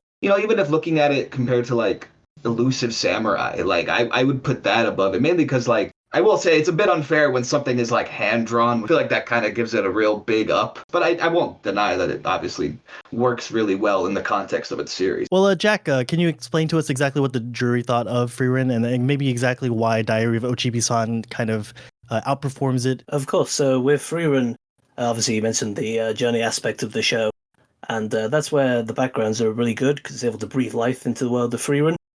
So it does this by having things like different architecture wherever they go, so it kind of like cells that they go on a journey. And then also the passage of time is a very big thing in Frieren, and then it shows it through seasons or with like memories of the past with like the statues of Himmel. But the world is kind of like a very classic high fantasy world. The IP said the style is kind of normal-ish. Like it's still very good style, like it's a bunch of detail, you know, makes a really good scenery.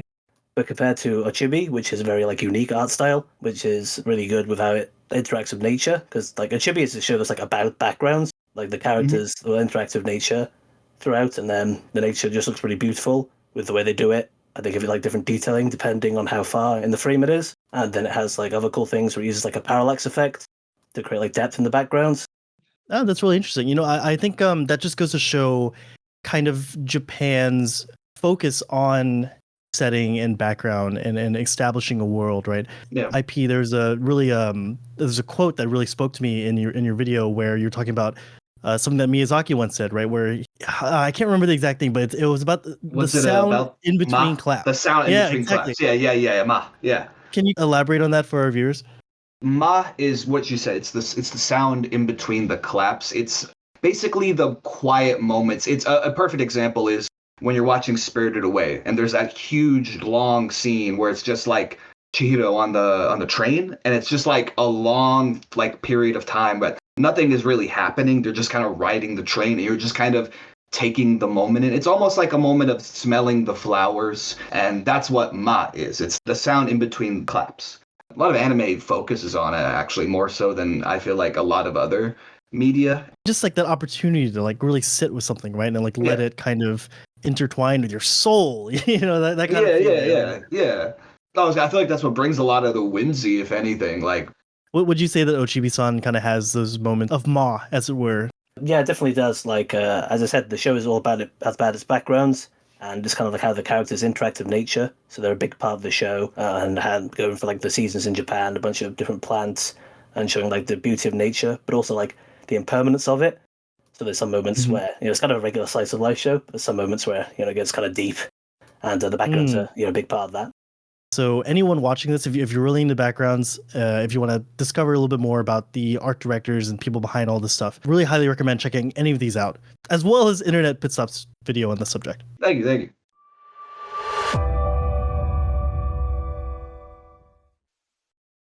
Before a character even opens their mouth to speak, you can often infer a great deal of information simply from their design. Whether that's through a myriad of hairstyles, the appearance of cat ears, or an absurd number of bows, this category implores you to decipher the story that the animators are telling before any story actually takes place. Here are the nominees for Best Character Design of 2024.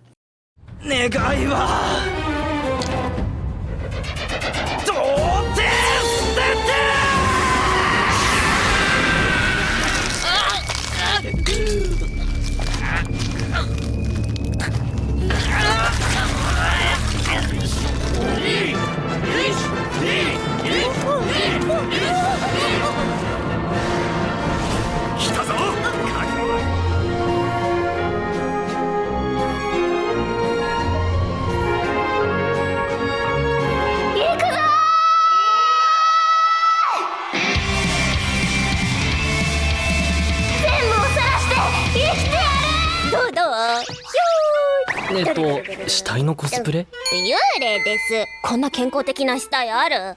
健康的な？これアイスさん。あー、リップの色が違う。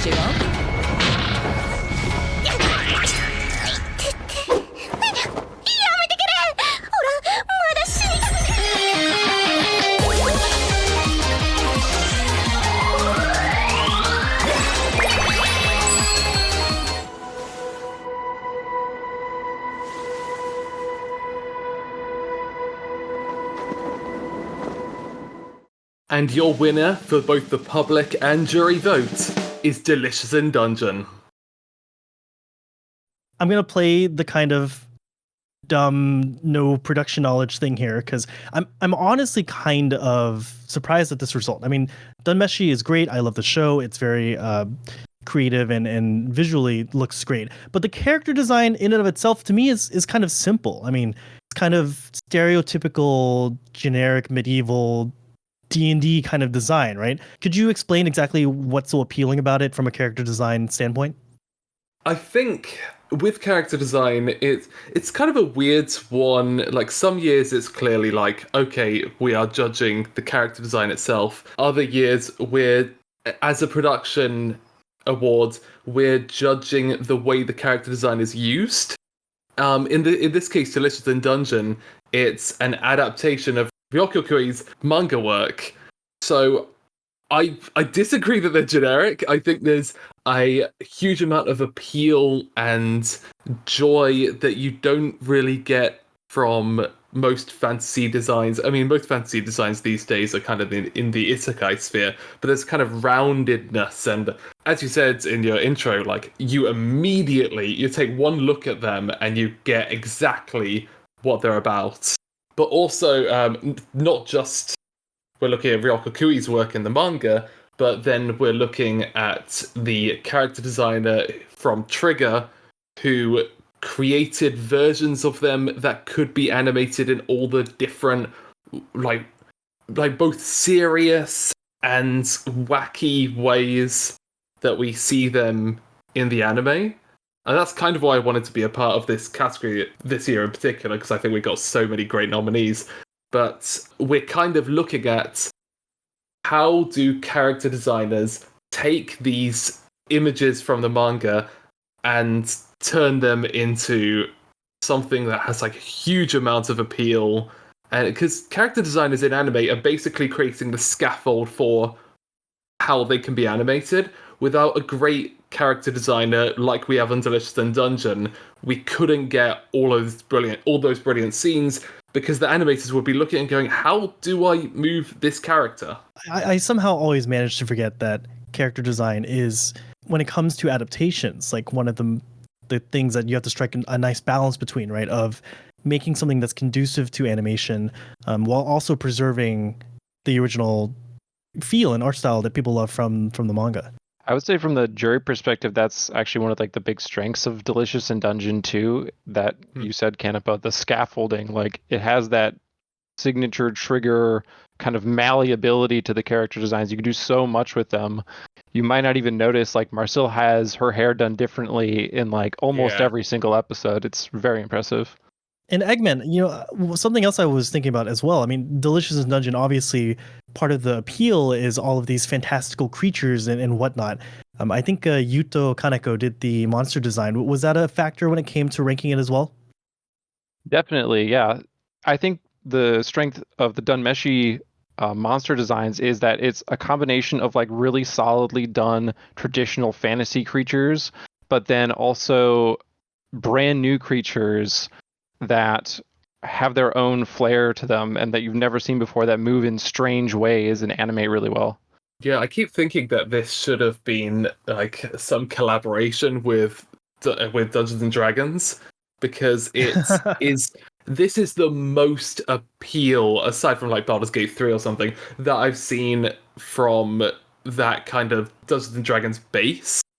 And it takes it in just really wild and creative ways, and it's the expressions on every character, like including the monsters. I'm glad that we are accounting for those monster designs in this category, because they are so stand out. Doing them all in 2D as well, which means that they can kind of just fit, like blend into the world, and like we don't have that case where it's like a typical Trigger character design. Not to say this is a typical Trigger character design, it's a bit different from what used to, but you know what, that kind of rounded, fun expression, like expressive model.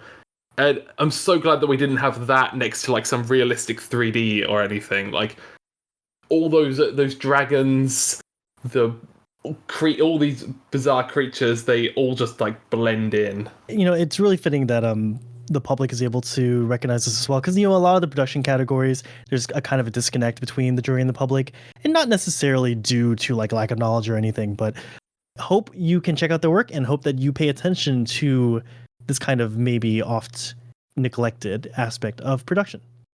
And on with the show.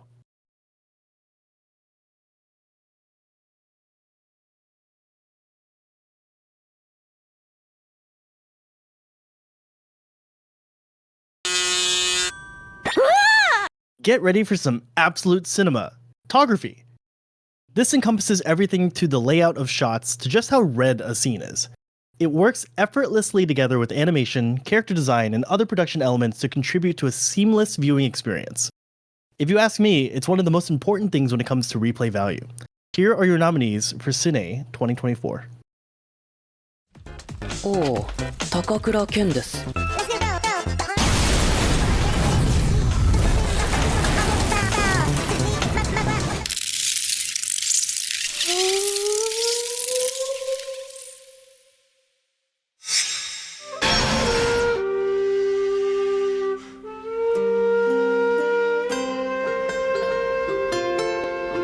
昔は喜んでくれたし。まさかヌラヌラ方面の話。いやいやいや、まずいって、ここ学校だぞ。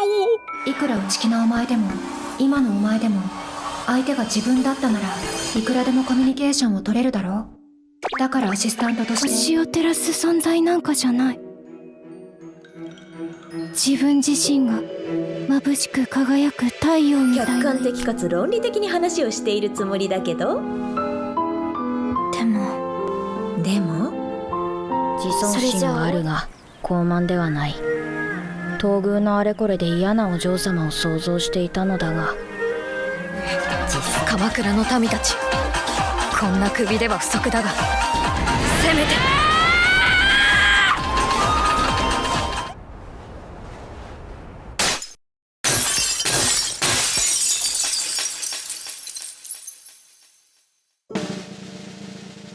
And the winners are, for the jury, Delicious in Dungeon. And for the public, Frieren Beyond Journey's End. Now, Dunmeshi as a win here is interesting to me just because so much of it is set indoors. Do you is that a particular kind of interesting constraint, do you think, Replay? And how do you think they worked around it? So I don't know if it's a particular constraint. I guess so as far as like backgrounds are concerned, but Dunmeshi does so much interesting with lighting, and it really is benefited by the fact that it's not a traditional dungeon. You have plenty of different like locations and lighting ventures that you can play with. And it also just like Trigger is in its absolute bag, willing to mix up shot types. Using pans for comedy, the way the shots are constructed to build depth of field. Dunmeshi is a beautiful anime to look at, in my opinion. No, for sure. Was that a consideration when judging Dunmeshi in regards to cinematography, Stein? Yes, most of the discussion around Dunmeshi focused around the usage of frames and staging in the sense of there weren't really any scenes where there were wasted space, and you would normally expect that from a series that is mostly in an indoor setting. But what Dunmeshi does is it keeps its characters and objects and effects all evenly spaced throughout almost any given scene, so nothing ever really feels wasted. I agree that Trigger is definitely in their element with this show. Trigger is very used to keeping scenes interesting by adding effects or placing cameras in specific manners to where there is no wasted space. To be clear, I think it's interesting that you're saying there's no wasted space, because I would actually say that Delicious Dungeon is kind of minimalist for Trigger in a lot of their shots. Like they do leave a lot of open space. Cinematography is not just about what they include in the frame, but also the stuff that isn't in the frame at all, to like provide blocking, for example, so that shadows can get blown on the wall, exactly like you have in the jury image for this. And I think that's something that Frieren does really well. Frieren's is a little bit more minimalist in terms of its cinematography, allowing characters and backgrounds to really step out and be extremely impressive, in addition to incredible lighting and its color palette kind of being like a watercolor aesthetic. Frieren just blew me away in terms of its cinematography this year. To me, the public has it 100% right on this one. Ooh. I find myself agreeing with Frieren having the opposite desire in terms of their approach to cinematography, because there is indeed a lot of open space in Frieren, and they utilize that to enhance a lot of their emotional moments and add a lot of feeling to Frieren's themes of separation. You know, it's part of why cinematography resonates so much with me is when it is used to drive those narrative themes down. I think Frieren really to a T utilizes it in that way, in terms of all the like different match cuts that go from present time to past time, right? Where the kind of parallel of Frieren remembering her journey with Himmel, but also re-experiencing those same memories in a different context, and how the cinematography reflects that, I think is really neat.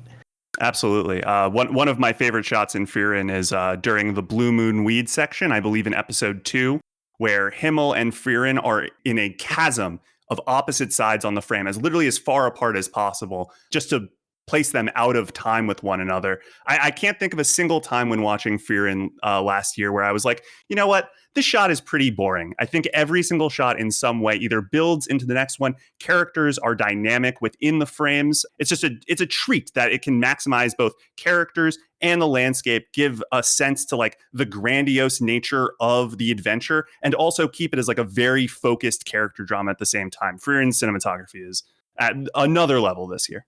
Though to be clear, I don't think there were no bad picks here. I think all 10 of the shows like deserved it. In fact, like I see the jury has Oshinoko season 2 as 9. I thought the cinematography in Oshinoko season 2 was great, although I do agree, despite the fact that I love Apothecary Diaries. Apothecary Diaries kind of slept on cinematography this year. And that's kind of what our discussions ultimately landed on in the jury as well. Like every single one of the 10 picks do a fantastic job at what they do. All 10 picks are good picks. It's just a matter of what little pieces did one show do over another. And at the end of the day, that's what cinematography really excels at. It's showing and not telling at the end of the day. But thank you guys so much for coming to join me. It's been a great talking to y'all, and I hope you have a wonderful day. Thanks for having us. ちょっと前にも言ったけどさ、ここずっとうちらが使ってたんだよね。あ、じゃあ名前でも書いとけよ。別のとこでやるって言ってんだ。あ It's Truck Month, and there's no better place to buy than Commodore Ford Truck World. No matter what you're looking for, we've got your truck. Check out the all-new built Ford Tough Ranger, or how about Ford Super Duty? Just like the bass line in a song, the soundtrack is something in the background of many shows that most of the time doesn't draw attention, but nonetheless supports the production, providing a strong base of support from which to connect to the viewer. And of course, those moments where the soundtrack proudly makes itself known are magical. Here are your nominees for Best Soundtrack of 2024. ほんとじゃあ本当に行く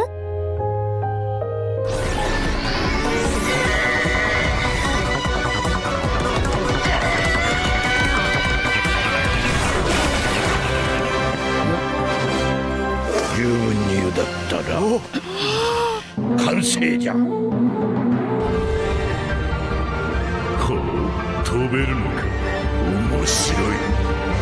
ゾルトラーク。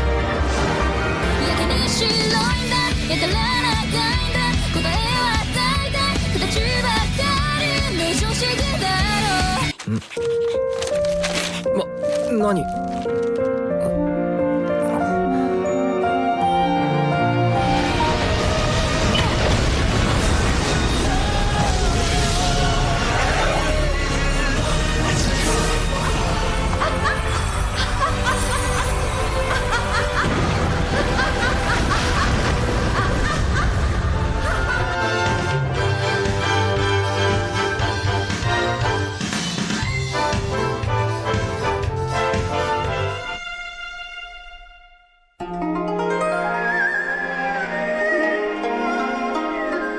ごきげんよう、人種。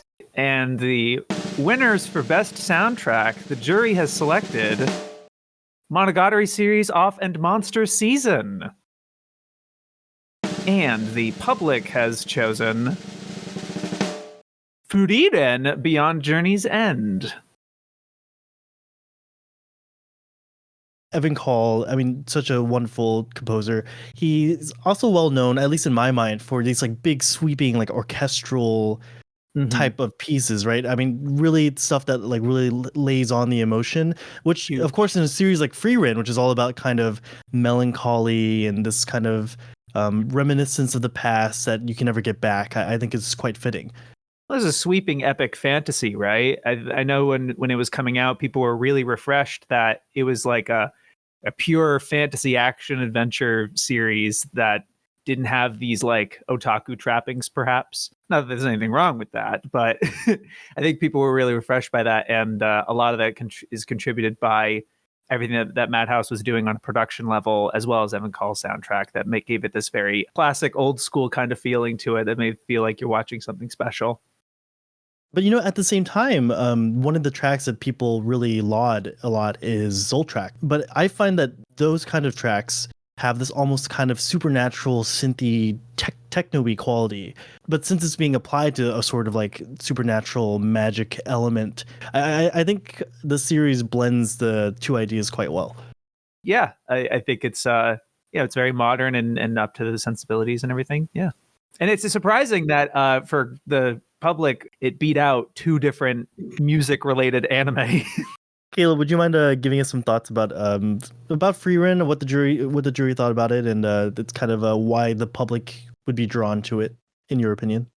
Yeah, Frieren was one of the best soundtracks of the year, I think, for both the jury and the public. And you guys kind of touched on it already, but it does like the fantasy adventure kind of swoon very well with like large and vast strings and woodwinds. It like kind of highlights their journey through these like expansive unknown lands, and it like invites you into their world and is like very whimsical and ethereal. But then you have the battle tracks like Zoltrak that like highlight the battle sequences, and they're very epic in scale and large. So I can totally see how the soundtrack specifically in Frieren like gets you very engaged in the story and the world and the characters. What I also want to point out is that a lot of what Frieren is about memory. It's about, you know, carrying someone's memory through your life, even after they're long gone.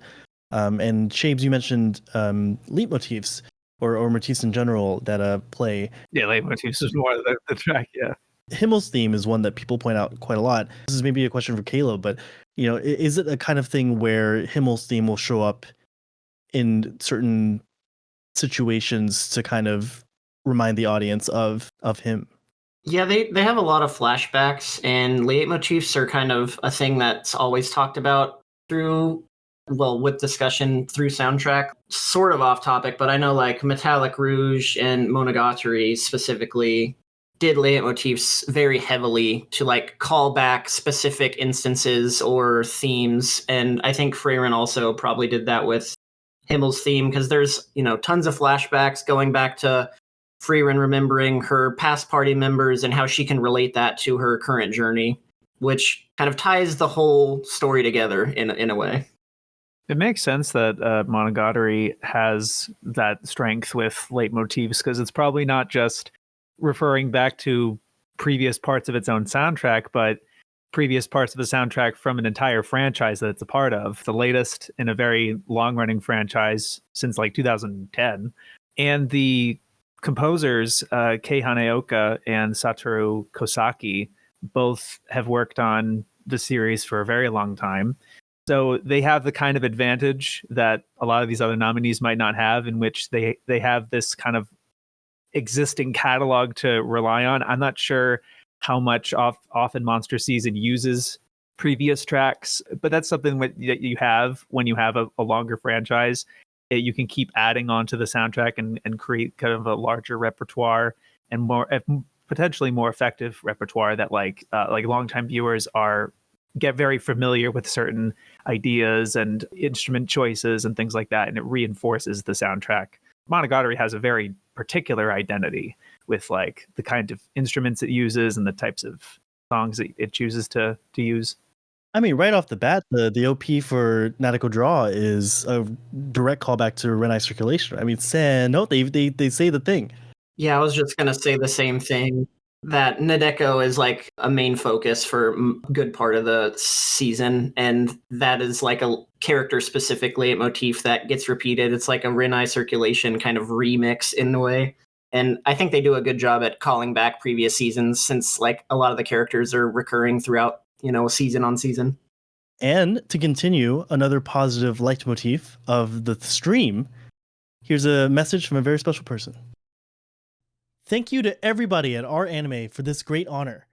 Writing the music for Frieren Beyond Journey's End was so much fun and really took me back to my folk music roots.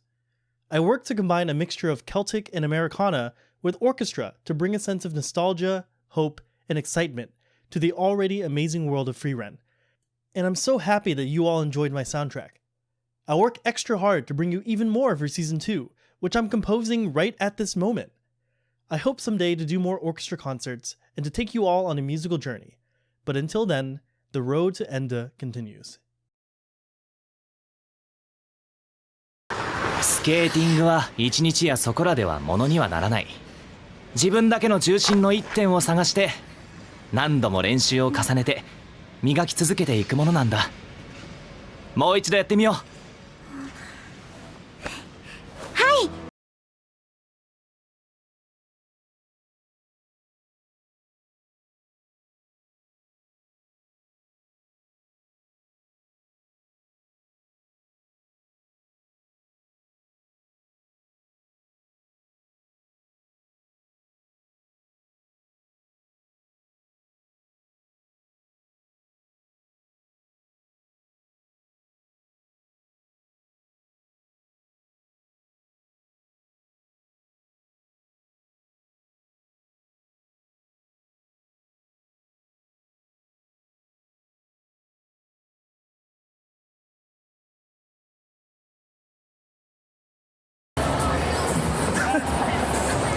A lot of the emphasis in anime tends to favor the visual side of things, and that's understandable. It is short for animation, after all. But I think for things to truly live up to their potential, voice acting is paramount. Because while pretty colors and expert smears are all well and good, at the end of the day you come for the sakuga, but you stay for the acting. With talented stars such as Shion Wakayama, Yuma Uchida, and Aoi Yuki at the helm, how could you not fall in love? Here are your nominees for Best Voice Acting of 2024. 虫から生えた奇妙な草を持ったその男は一人の娘。マレアオフコラボだぞ。私なんてさっきからずっとチャメちゃんに抱きついてムキューしてるんだぞ。いいだろう。握手してもらえますか？ええ、喜んで。じゃあ400円？悪くないね。でもその400円の壁、私がこれで破ってあげる。こと何にも気を使わないでいいし、そっとしておいてくれると嬉しいです。いつかはちゃんと。これ以上はまずい。人気そんなの分かってる。悔しい世界らしく。信じてる派だから。いや幽霊なんているわけないでしょ。話合わせて言ったらそれは絶対すんのかよ。おかるとね。私はソリじゃなくてもお願いだから二度とそういうこと言わないで。それはいい心がけですね。村井ありがとうございます。村人や仲間をよく死なせちゃうんすよ。大変引いちゃった。何してんだお前。それでどんな。 And the winner for Best Voice Acting in 2024, consensus between the jury and the public, is Aoi Yuki as Mao Mao from The Apothecary Diaries. Well deserved, in my opinion. It's so deserved that I think if you flash back to the little bloop, bloop, bloop, bloop, bloop, all the way back to 2023, we were literally talking about why Mao Mao wasn't nominated for this category back then. Yeah, and one last thing, I do want to shout out Aoyuki's performance in Apothecary Diaries. I know that's not eligible for awards this year, but it is. It would be in my top 3 of VA performances of the year if it were eligible. So next year. Oh, you know we are on that next year. It's 100%. It's amazing.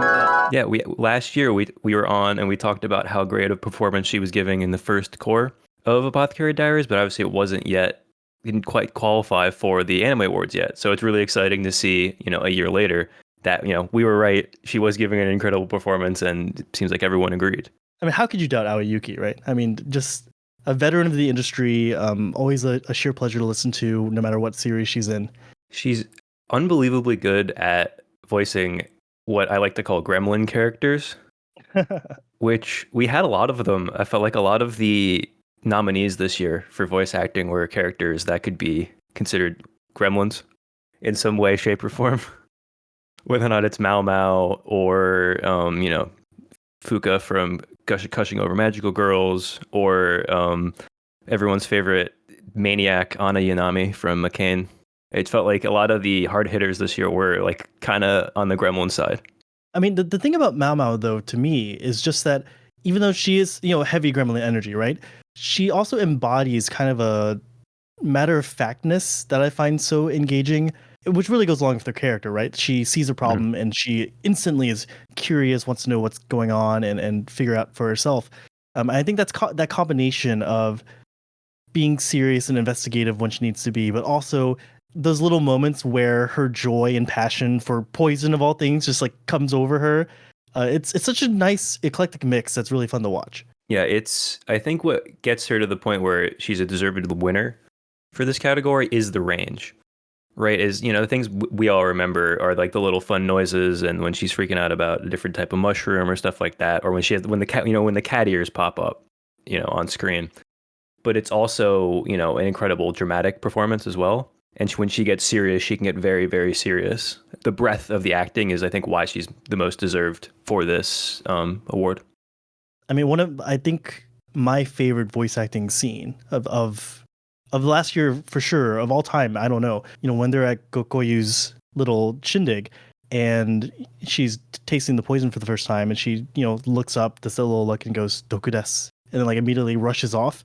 Mm-hmm. Oh, it's such a memorable moment. And I think like 80% of the reason why it's so memorable is because of Aoyuki's acting there. But Chairman, what do you think? Do you think we've hit the head on the nail here? The nail on the head about exactly why she was ranked so highly. I mean, I can't agree more with all the things that you've brought up about Yuki Aoi's performance as Mao Mao. The range, amazing. The highlight performances with the highlight scenes from the show. Episode 4 is also a great example when she's just kind of beating up the servants at the Crystal Pavilion, just like really channeling all her rage and stuff like that. So definitely everything you've said. But one thing that I think the voice acting jury tends to focus a lot on for the many years that I've been part of the VA jury is that consistency is really important, because when we analyze a voice acting performance from start to finish, we actually have to watch every single scene. And if there are scenes that we, as we're watching the anime, we're not remembering, but then when we go back and analyze, we're like, oh, some of these scenes are not as good as what we remember from her performances or like the highlight of her performances, then that really will detract an evaluation of a performance for the jury, right? And I think one thing that tends to be a consistent point in the top rankings for the jury is that consistency throughout the show, is that when we're looking at every single scene, we see a very high quality, a high consistent bar. There are no weak scenes. There are no moments we feel like the acting is actually not up to the quality of the character. And Yuki Aoi is just easily the most consistent performance from this year. Like every single scene, she's so good. If I might actually highlight something that's really cool about Yuki Aoi, I like how Ian mentioned that she is like a gremlin character. I call roles like her yappers. She just talks a lot. She just constantly talks, does not stop talking, right? And usually these roles, they're very favored for exposition. They have to explain everything that's going on. They have to give like the background, world building, all that stuff. It's so easy for voice actors when they're just giving expositions to not be in character, to just kind of like read off the script, just kind of like, let's be as clear and concise as possible. But every single time she's giving expositions, she's just yapping, whether monologuing in her head or talking out loud, which are two different voices that she uses. insanely good. She's always in character. She's always giving it like the full Mao Mao energy. She's making sure her inflection like changes based on how Mao Mao is feeling about the exposition that she's saying, which is just a superb like attention to detail. It's so good. But this is all the time we have. Thank you guys for coming up and talking with me about voice acting. Yeah, thanks for having us.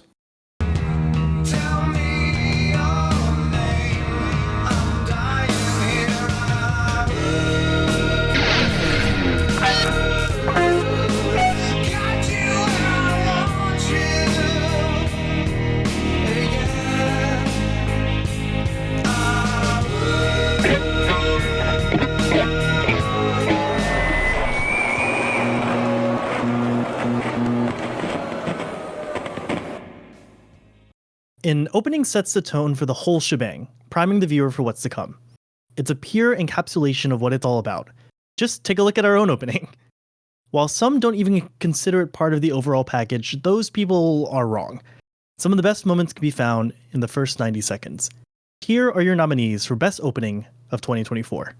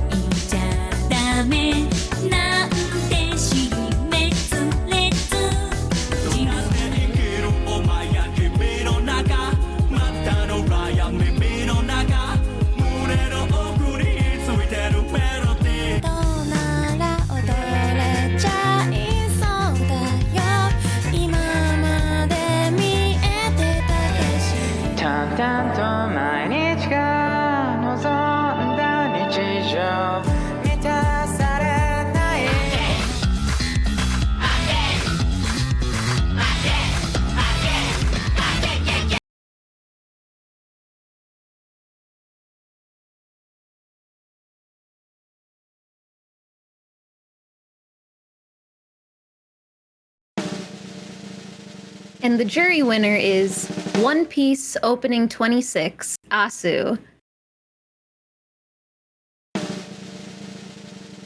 And the public chose Dandadan Otonoke. Now, this is one of the categories that you specifically requested, Ina. Well, why is that? Are you like a particular fan of openings? Are you an opening kind of person? I think like any anime fan, openings, they bring you into the show. I listen to openings to, even though I may not be like a music extraordinaire, I can say I like this one. I like that one. The sounds, very nice. Openings really set the scene for what a show you're about to watch. I feel like they're also one of the more memorable things about a show too, when you think of an anime. What do you think about the general slate of openings we had for this year? There are a few that I have never heard of or seen, and then some, of course, that I'm not surprised, from like Frieren, Girls Band Cry, Dandadan, of course. But I wasn't expecting to see obscure-ish seasonal anime out of the other ones, I guess, of the lineup of 2024. Which would be what? Like, which one of these would you consider like a little more obscure? The How to Become Ordinary, Astronaut. Yeah, these are what anime that I haven't heard of, but watching the openings for some of them made me want to watch it. So, Whoops, can you kind of give us some insight into exactly how you come across these? Like, do all of you really watch, like sit there and just like watch everything that comes out? I mean, that must be a ton of shows, right? Yeah, you got it right. It's just the arduous task of going through every single OP that has appeared this year. So that includes leftover shows from last year or from way back, like One Piece, which is has about 1 OP every year. So yeah, it's just the arduous task of going through everything and ultimately getting to pick only 5 as the jury and having to let all the other 200 or something. Yeah, that's you pretty much nailed it on the head in it being a quite a undertaking, but also quite exciting to find something obscure with a really good OP that you wouldn't have found otherwise. Which one out of these is your favorite? It's so hard to pick between the two. I am not surprised or disappointed to see One Piece winning the jury and Dandadan winning the public. Those two are probably my pick, personally. When it's as someone not really well versed in this, I see like One Piece opening 26, and I'm just my eyes kind of start to glaze over. Like, is it really that good? Absolutely. I mean, One Piece has sort of been turning up the heat on openings in the past 2 years or something. Last year was also really good, but this just pushes it over the edge. It's essentially just a complete bombastic barrage of incredible animation put together incredibly tightly, just shot by shot by shot, flowing perfectly, being vibrant in its color, in its movement. I mean, it's going to be hard to pick out one element to talk about why this opening is so great, which makes it hard to talk about in a short discussion. But it's just an opening that opens and just continuously puts out really interesting shortcuts that just every few seconds switch to something else interesting in a really tightly produced, well-boarded way that just... it's just start to finish. It's a treat. I can't put it any other way. And there's other openings in this list that have moments of brilliance, but this is just one after another from start to finish. Not a single second wasted.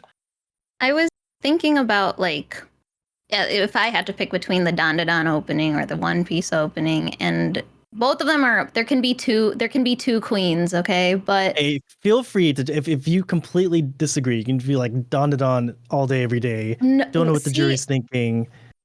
No, I was revisiting the One Piece opening because I only listened to it when it first came out, and then listening to it again for the r/anime awards. I had to listen to it maybe twice, 3 times, because all I've been doing all summer since it released, I was listening to the Dandadan opening. But the more I listened to the One Piece one and watching it, Dandadan's, you listen to it, it's a classic. Something that makes anime openings special or elevates it is when the song is specifically made for it. So it's starting with saying the name Dandadan, Dandadan, Dandadan. The One Piece opening also has... They say One Piece, it's made for it, but what I think makes One Piece's stand out compared to the greatness that Dandadan is that it has the backlog and history of everything that's built up to opening 26. There's nods to old outfits that Luffy has worn. There's nods to, with every step each character takes, it's a nod to another moment in the series. It's just so fun and vibrant and colorful. It made... You watching it, maybe catching up might be worth it. Who knows?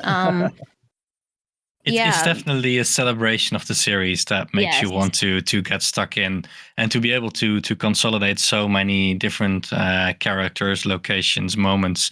I don't know, 2,000 episodes at this point into one opening that evokes that entire legacy. I think that's a very impressive thing to do. Well, there you guys have it. Whether or not you are a Dandadan enjoyer or a One Piece enjoyer, I think they both definitely have their merits, as we discussed. But thank you guys for coming out to hang out with me, and I really enjoyed speaking with you.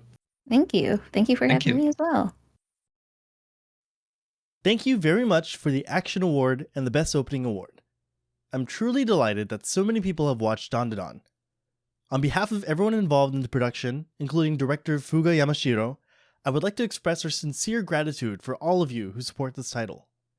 Dandadan is a series that blends the essence of action, rom-com, and the occult, offering a variety of ways to enjoy it. We look forward to bringing you more exciting content. Thank you for your unwavering support. Producer Hiroshi Kame, Mainichi Broadcasting System. Not only does every show have to have an endgame, every show has to have an ending theme. No, they're not just there so you can skip them during climactic moments. Rather, they provide a much-needed opportunity to digest what you've just seen and recalibrate before moving on. Some of my favorite moments watching anime have been sitting with those simply still, stunned, slack-jawed silences as the ending sequence does its job. Here are your nominees for Best ED of 2024.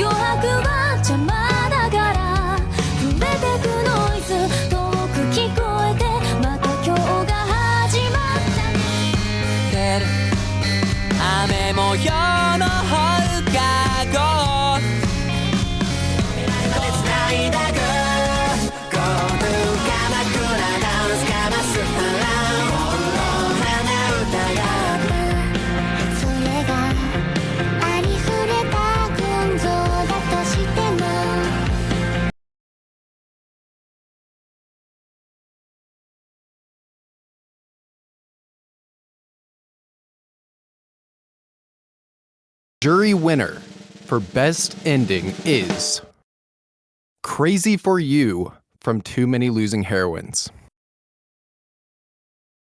And your public winner for Best Ending is Anytime, Anywhere from Freerun.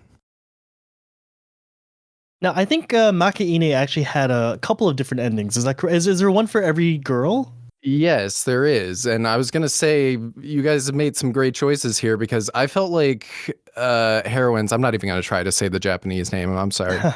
Heroines was kind of competing with itself for Best ED this year. Like, it just had, every single one was a banger, and they also just really complemented the story with each particular arc that corresponded with that character.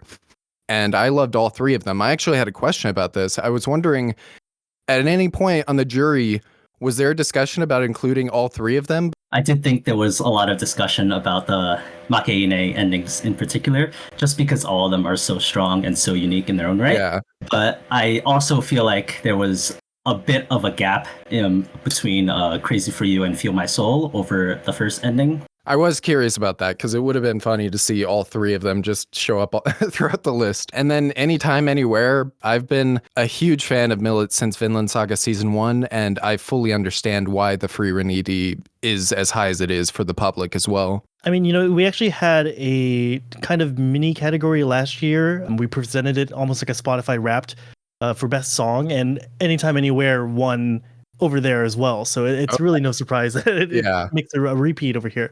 It's so catchy. Yeah, I love her voice. Like there's no other vocalist that sounds like she does, and it really complements Freerun as well, just tonally, story-wise. Like it feels so nice at the end of every episode. I mean, talk about complimenting Freerun too. I mean, the ending itself is this kind of like almost psychedelic kaleidoscope-esque, right? Kind of different blends of different mixed media. It really puts you in the mood. I do have to wonder though, and I'm kind of leaning towards the public on this one. Usually I lean towards the jury, but I'm wondering, why is Oshinoko and Dandadan so low here? What happened?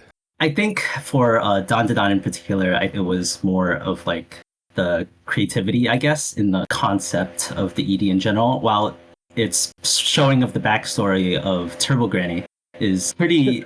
it's funny and it's quite entertaining. I think the repeated elements of its visuals and just sort of how it's all composed together just didn't really stack up with a lot of the other endings from this year.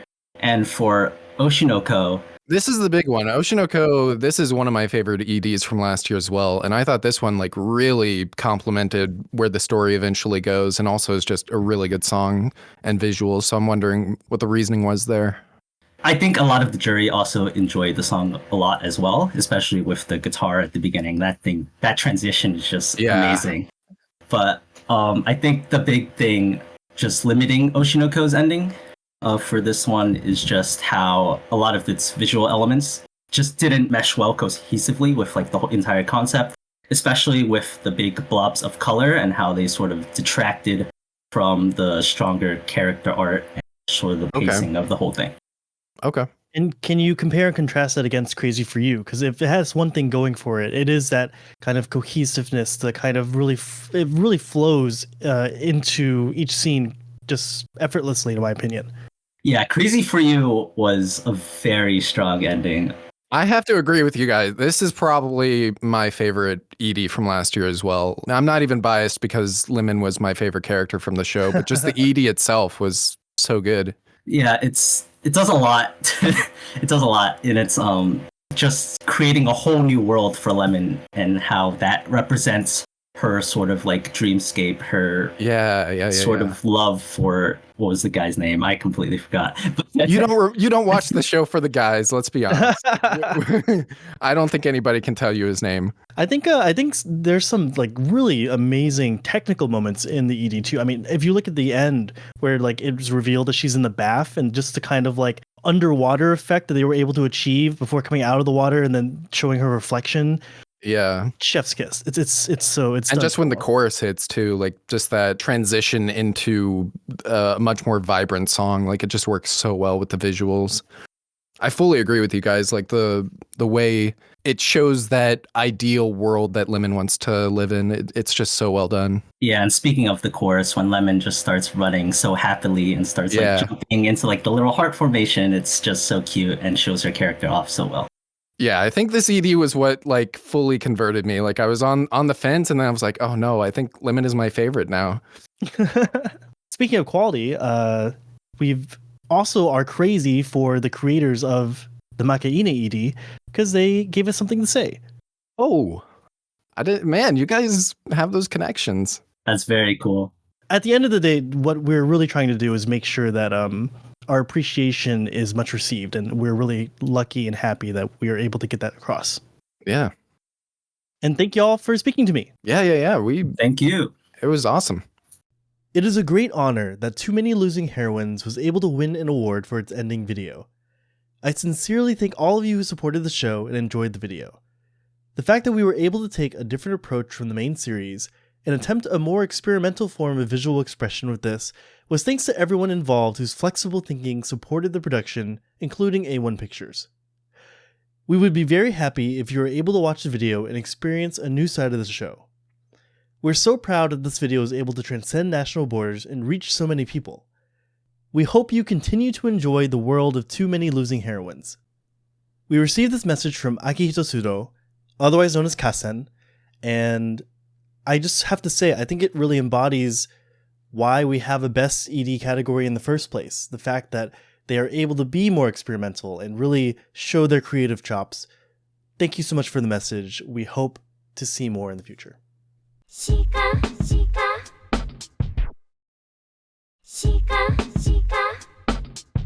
There are any number of reasons to become invested in a series, but I find for me, it often comes down to a single character. The animation could be bad, the plot could be subpar, but it only takes one memorable character to forget all of that and bear through the moments in between their appearances. We think these 10 are plenty memorable in and of themselves.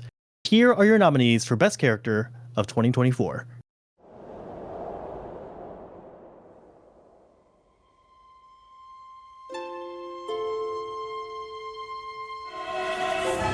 Aura, お前の前にいるのは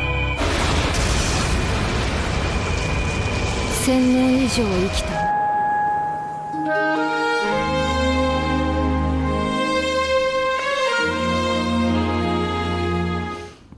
北宇治高校お願いします。はい、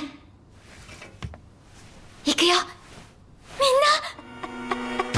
みんな。よみがえりの妙薬、絶対に作り方を教えてもらう。早っ、動き気持ち悪い。全力で行く。みんな備えて。だから何なんだあいつは。一生懸命なんだよ彼女は。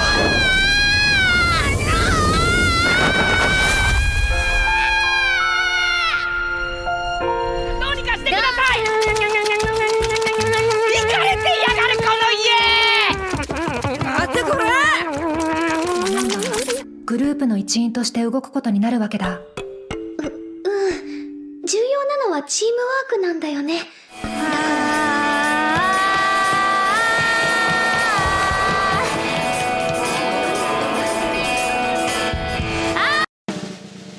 The jury winner for Best Character is Nadeko Sengoku. And the public winner for Character of the Year is Mao Mao from The Apothecary Diaries. Out of every set of winners I've seen so far, this is the most like. Of course, the jury chose that, and of course, the public chose that. Is that not wrong? Yeah, I don't know. I was personally caught off guard. I thought, if anything else, I really thought this was Kumiko's award to lose. Really? This What? year. People go. She got greasy hair. Nah. Everyone loves Kumiko's hair. Come on. Season 3 specifically. See, I figured Frieren had a completely free pass in the public, and she did get second. But I thought that was. You thought she would win over Mao Mao? Yes. Mao like slapped the bitch just because she wasn't behaving right. Frieren made a bitch cut her own head off. Well, she did. It's tough. It's tough because I think if Mao Mao and Frieren were in the same show, they would be absolute besties. They just have the same vibe. They have but I don't know. I think that just in general, people have been more endeared by Mao Mao's kind of endearing, chaotic energy. Yeah. She's just she's a very smart character, but she's got a lot of meme power behind her as well. So everyone likes her. It's the power of Aoi Yuki. Yeah, terrific voice acting. So good. My favorite thing about Mao Mao is just how nonchalant she is about everything. Her backstory is kind of revealed, and she basically gets kidnapped and brought to live in this random palace in Imperial China. But instead of freaking out or trying to escape or whatever, she just goes I guess this is my life now, and she is the best of the situation. Absurdly chill about it. Just, I guess this is where I live now. I think she really is a really good blend of comedic moments, the conniving moments where she goes all in about poison and herbs and whatever with the cat ears, but also those really nice, heartfelt, emotional moments where she can connect with her father and deal with protecting her friends and the people she cares about. Yeah, it really just comes down to why Apothecary Diaries is so great in general. It's just so great with the comedic timing. Now, on the other hand, Nadeko, I mean, any Monogatari girl is going to be up there, right? Yeah, and also talk about another character with really highly celebrated voice actress. But, I was saying that this was Kumiko's award to lose because UFO just has such a strong fan base, and a lot of that is centered around Kumiko's character development. But we also can't discount the fact that Nadeko has been around for a really, really long time at this point. She's been a character in development for 15 years and how many seasons? So I personally haven't seen this much of Monogatari. I'm only halfway through the series, so I'd like to know what she does in this season, at least how she develops or something, or just what made her so memorable in particular, compared to everyday else. It's the anthem. She's got the timeless anime anthem. It might be a little more than the song. Protractor, do you mind illuminating exactly what the jury saw in her performance for this season? Because I think this season is almost a nice capstone on her arc, right? Yeah, it's a capstone. It's really the most important and best part of it because so I was also new to Monogatari coming into this process, and of course, it is a cast. It's a show with a very strong cast, lots of characters. When I was watching it, I thought this could be Character of the Year. Something a shared thought amongst the jury is that coming into this season, Nadeko was sort of seen as one of the weaker characters compared to the cast, but Nadeko draw her story arc for this season it really sold us on the new Nadeko. It helped recontextualize all of her old versions of herself. The premise of having her have to deal with 4 past incarnations of herself was so strong. And just visually, Monogatari has always had such an incredible way of telling the story, but getting to see inside Nadeko's mind just led to so many great shots. Even just the image that we're seeing of her for the highlight photo. She was just a wonderful character. It's so funny because when you first see Nadeko, like in the original Bakemonogatari arc, she's this kind of annoying, very sexualized character for no reason. Like one of the very first scenes is her getting like a snake shoved down her throat, and she's like writhing in like a school swimsuit. And this, yeah, oh yeah. Oh, But, now I remember that scene. So true. What's so funny is that this current season, this arc that she was nominated for, almost like it pays homage and nod to that, where she has to like physically deal with her past self. And I don't know, I think it's so Monogatari to take that kind of meta element into account as well, and literally say like, hey, we know this was like, we know she used to be like this, and now she's having to deal with that, you know? I found it very creative. Now, knowing that there's so many strong characters out there, why did you nominate one that's dead for a large majority of the series? What? Himmel? Everybody loves that. Everybody loves Himmel. Hero Himmel? Himmel the He is hero? him. What would Himmel do? Yes, he would probably Himmel wouldn't do? nominate himself, but we did. The thing with Himmel, and I had the thought at first when it was brought up for discussion that, you know, he's a character who is dead for most of the story, and He starts. The story starts at his funeral. yeah, but that's Dead really. immediately. But that's it's the way that he's used in the story that's so interesting, because even though he's dead, he's still able to influence Freer, and he's able to help her grow long after he's gone. It's the way they use him that I think separates him as a character. Well, I think that's fair enough. That's all the time we have. This is our journey's end. Yes, there you go. So thank you for coming, and goodbye.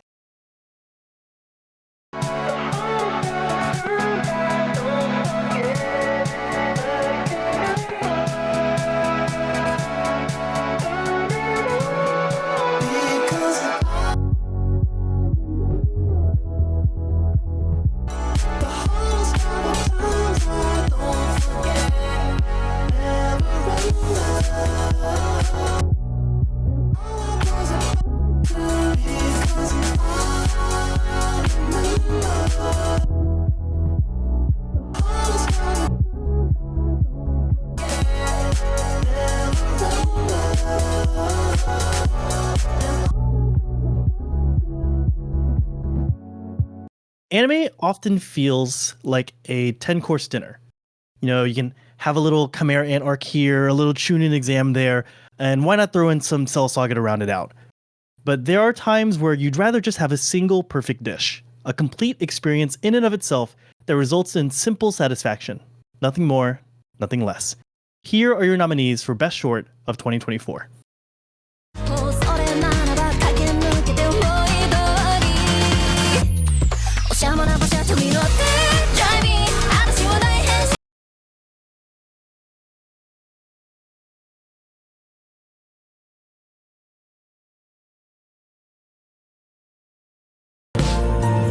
Dear future me, I promise I'll take care of the person.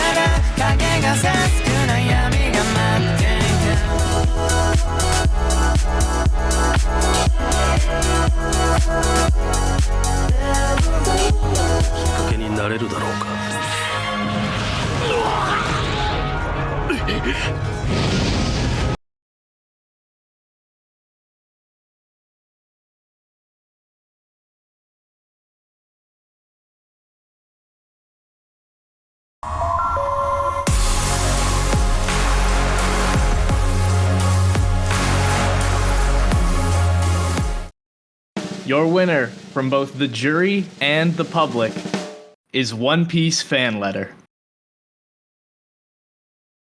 Now, I'm kind of interested in this winner because obviously One Piece. I mean, in the intro I just read, like I talk about how shorts are so great because they're all like this one self-contained little thing. But obviously, Fan Letter is like this single small piece of this like 1,000+ episode behemoth, right? As someone who like hasn't watched all of One Piece, I mean, very few people have. How did you feel about fan letter? Do you think it deserves a win here? Yeah, I mean, definitely. It wasn't like technically my favorite, but it was like absolutely up there. And my best friend growing up was a diehard One Piece fan. He talked about it nonstop to me, even though I didn't really understand what he was saying. And in terms of like what makes the series special to people and, you know, like what reaches out to them from the show, I think it was actually really good in like capturing that essence in a really short time. I thought it was like, this might sound corny, but it was like about a fan letter to the Straw Hats, but also it was like a letter to the fans. You know, it was pretty nice in that respect. I really enjoyed it, and the directing was amazing. And especially, you know, the decision to tell the story from the perspective of the supporting cast, like the people looking on to the you know, the big main characters. I think that really kind of brought across the like fan element of it, right? Like just like how these guys are admiring the Straw Hats, it's just like how we're admiring them, you know?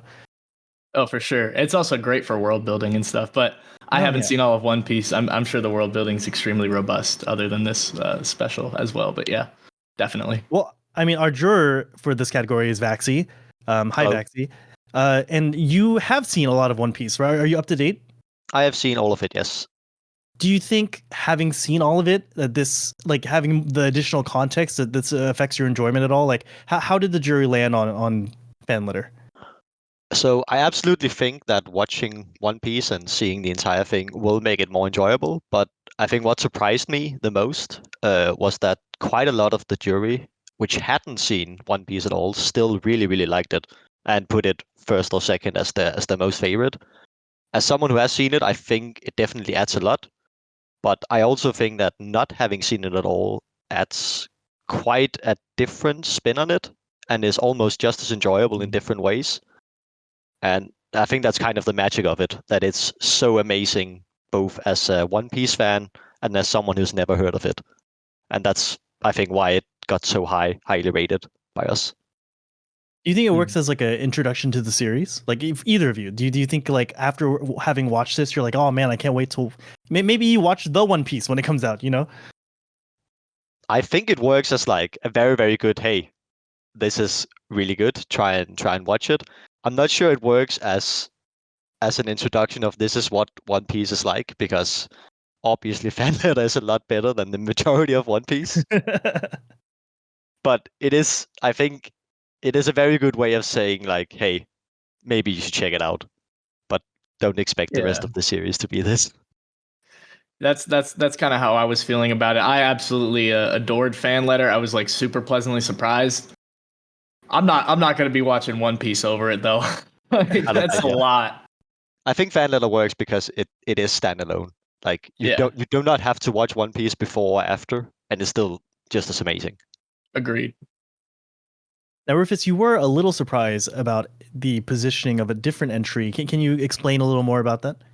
I wasn't surprised because most people are bad at liking good things. No, I'm just kidding. But my favorite was Garden of Remembrance by like a country mile. To be honest, it's like it's probably one of my favorite anime ever, and it was a short that happened to air last year. It was like, I believe, what is it, ranked 6 here? Yes. I haven't seen it. Can you describe it a little bit and seventh, explain exactly even why worse. you like it? Seventh. Oh, 7th. Okay, that's cool. That's cool. Okay, yeah. So basically, it's Naoko Yamada, Science Saru. It's a 17-minute long short. It's kind of like an extended music video. There's not really any dialogue or anything, but some of the songs have lyrics that sort of correspond to what's happening. And it's a very like, not to sound pretentious, but it's like a very emotionally intricate, melancholic take on the loss of a relationship and moving forward productively in life, you know, finding new love, that kind of stuff. It's like a tale as old as time, but the portrayal was just like absolutely entrancing, at least to me. Baxi, why do you think it ends up so low here? Do you think it's a matter of like these are really strong entries and the ranking is kind of fluid, or did it have some sort of like major flaw that the jury were picking at? I will say that one of the key aspects, at least in short, because there are 300 entries, the relative quality of the ones that the jury end up picking are extremely beloved by most of us. Mm-hmm. Which means that even being 7th is pretty good. But just to explain, there was a lot of jurors who had it really high, but a good lot of us had various issues with it. Personally, I really enjoyed the first half with the more silent slice of life elements, and didn't care much for the romantic aspects and the later parts about the loss of a loved one. Whereas I think other people really liked the second half, but thought that the first half kind of meandered or dragged out a bit. And then there's also another girl that is present in the short, which I know quite a lot of the jurors didn't really see the point of. And then I think the final point is that a lot of people, including myself, really did not like the emoji use that much. Maybe a lot of people is saying too much. I didn't like the emoji use a lot. Emoji use. It's not egregious. I mean, I'm the wrong person to talk about criticizing this because I loved every single second of every single minute. Yeah, So- and I do completely respect it. It's very much a kind of a personal hang-up. But yeah, I think the big issue is that even if you have a small personal hang-up with something, it really drags it down compared to the entire top 6, which I do not have any large hang-ups of. But I mean, I don't want to take away that Garden isn't good. It is really, really good. Yeah. I just think everything else is really, really gooder. Oh, I totally respect that. There were a ton of really strong entries. Yeah. I've got a couple things to add to my playlist, and hopefully you guys out there will take a look at these too at the very. This is what the awards are for: to discover new stuff, and all this stuff looks great. So thanks guys for hanging out with me. Yeah, thank you too. Anytime. "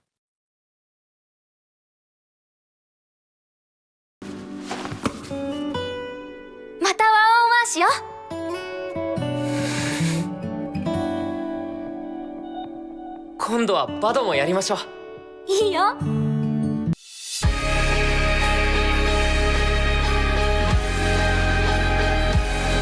持ちの整理がつかないままの朝に胸の奥がひりついてたまらなかった好きな思いがあなたを好きという思いがあまりにもかさばってたから近くて遠い日々にめまいがした落ち込んで浮かれての寒暖差に染められて増えていたこの重みは絶対に離したくないと胸は痛いくせにそう叫んでしまっていた春の中あなたを見た見とれていた夏模様の中で移ろう街と逆に青のまま募る心秋の空雪が混じったその全てがとても似合っていたよそ見する暇もないせわしい世界を走るように恋をしているあなたという季節の流れ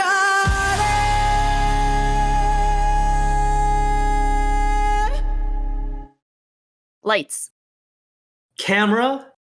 Action. No, Shaw, our category isn't action this year. It's movies. Wait, didn't we do the skit last year? Yeah, Shaw, but like every other good movie franchise, we're establishing a cinematic universe. Okay. But really, we've come here to come to this place for magic. Shaw, not every movie has to do about magic. Okay, maybe the magic of cinema. Okay. Also, I think if you keep going with that, you're gonna either drive away our audience and break their hearts, or get us hit with a copyright strike. All right, fine. We'll keep breaking people's hearts if we don't get to the nominations. Somehow, I think heartbreak feels good in a place like this. Damn it. Anyway, here are the nominees for Anime Movie of the Year.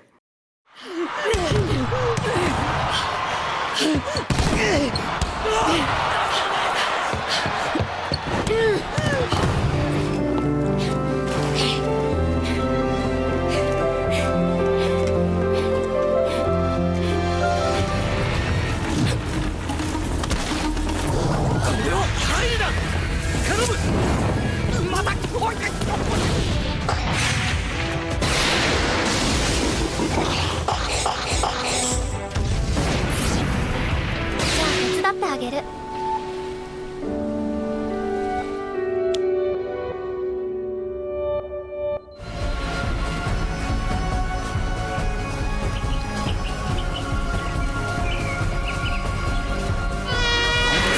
化け物は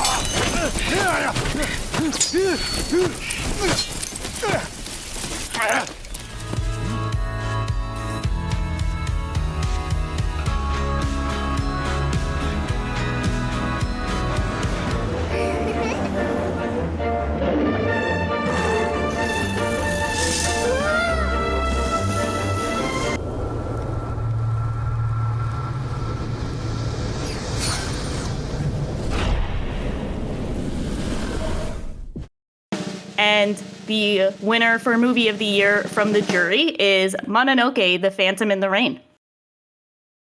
And the winner of Anime Movie of the Year from the public is Look Back.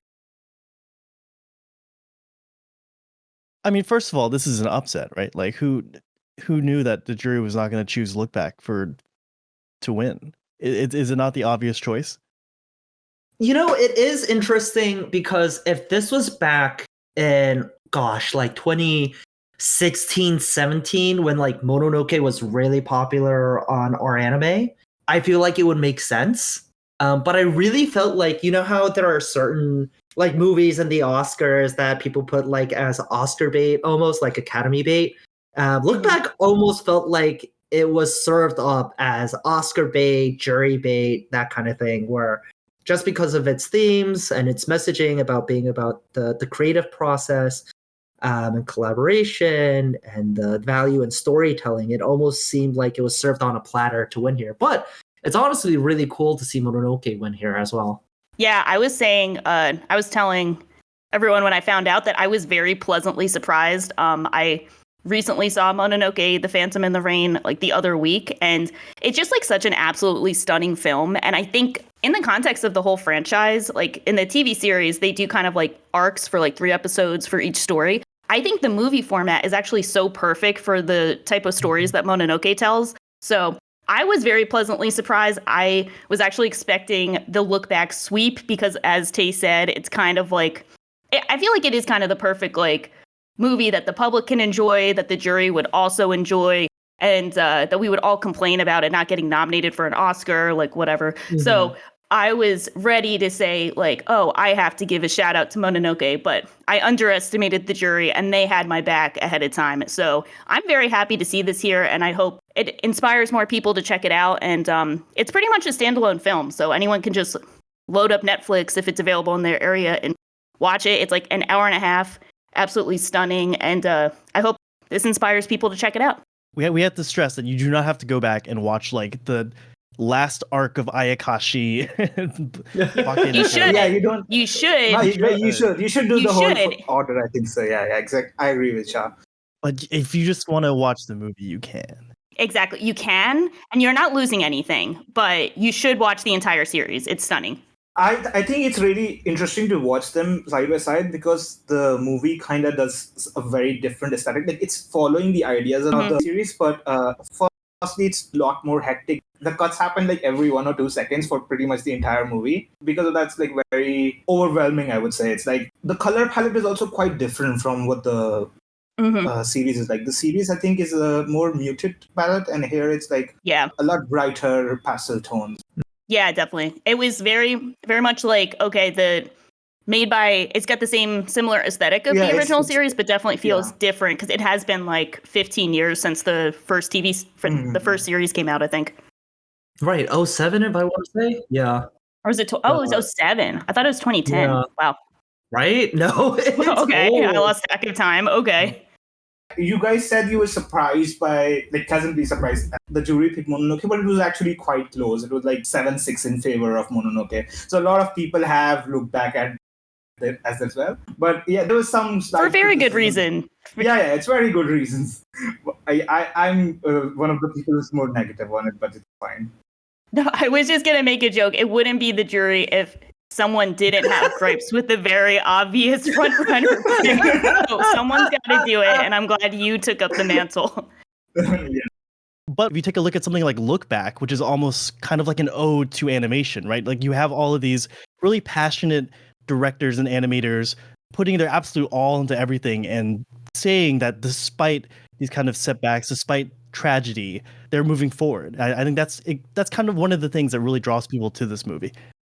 I think for me, with Look Back, it came out at such an interesting time, and I think you can really see how affected Fujimoto was from the very tragic Kyoto Animation arson, which he brought up, and he talked about how like Haruhi, the anime, like really inspired him to be a mangaka, and like you can see kind of that like inspiration, that push, and it's like almost autobiographical. Of course, the main characters and Look Back, if you combine their names of Kyomoto and you get Fujimoto. Fujino, right? Yeah, Fujino and Kyomoto, you get Fujimoto, and it's just a really poignant love letter to creating things with someone, and even after they're gone, the things that they created, the memories you created with them, still linger. And in that sense, I thought it was a very beautiful film, and especially the fact that the director did a lot of the work by himself. Or, like did a lot of the storyboarding. I think a lot of Oshiyama did around 60% of the movie in terms of animation. it's amazing. insane. It's just an absolute tribute to animation, to manga, to storytelling. So I'm really glad that it did get its kudos here as the public winner.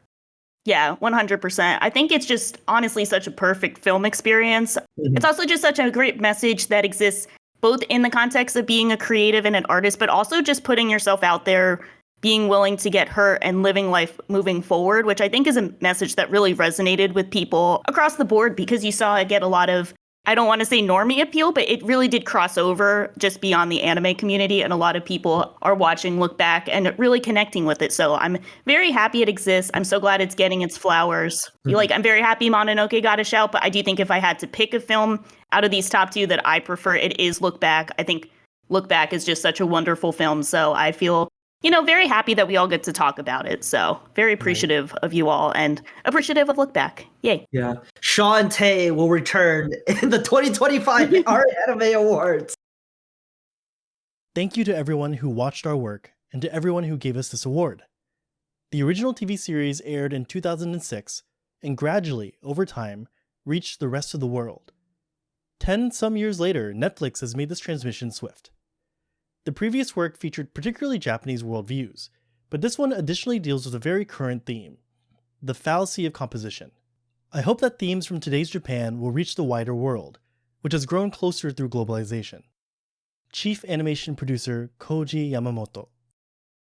We have been so very blessed to receive recognition from the director of Look Back, Kiyotaka Oshiyama. Thank you for choosing us to win the Art Anime Award. This is a film that uses the powerful story from the manga at its center to depict from many angles the act of people working hard and creating art. I came at this project both as a director and as an artist, and tried to embody that position together with the film. To win this award from the English-speaking community feels to me like proof that we are able to overcome differences in language and culture, and through this film, we were able to convey something more than just words. It makes me extremely happy. This film was supported by the many staff who worked on the production and was completed by the convergence of various kinds of good fortune.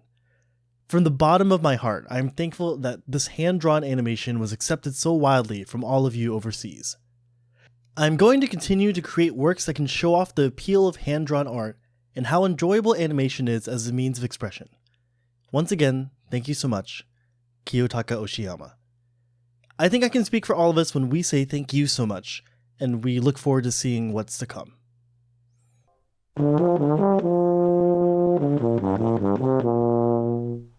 Well, here it is. We've had more than 3 hours of insightful conversation, surprising acknowledgements, and hilarious Kamimashita moments, all leading up to now, Anime of the Year. Both you, the public, and our jury members have decided what deserves to be remembered as the absolute best show of 2024. Is there a seemingly obvious choice? Let's refresh our memories. Here are your nominees for Best Anime of the Year.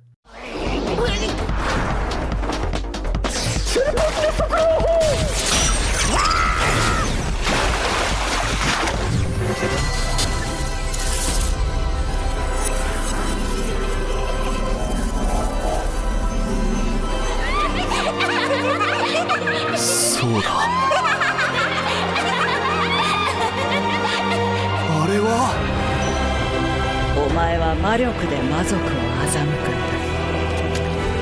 だ。アウラ、自害しろ。ワン、ツー、スリー、フォー。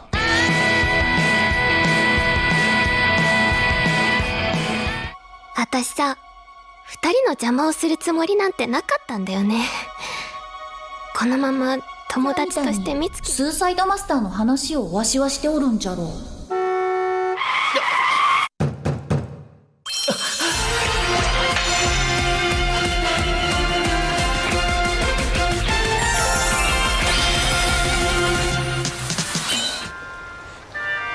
だから言ったでしょ。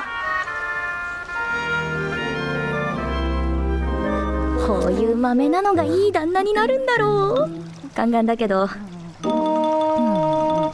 それに比べて。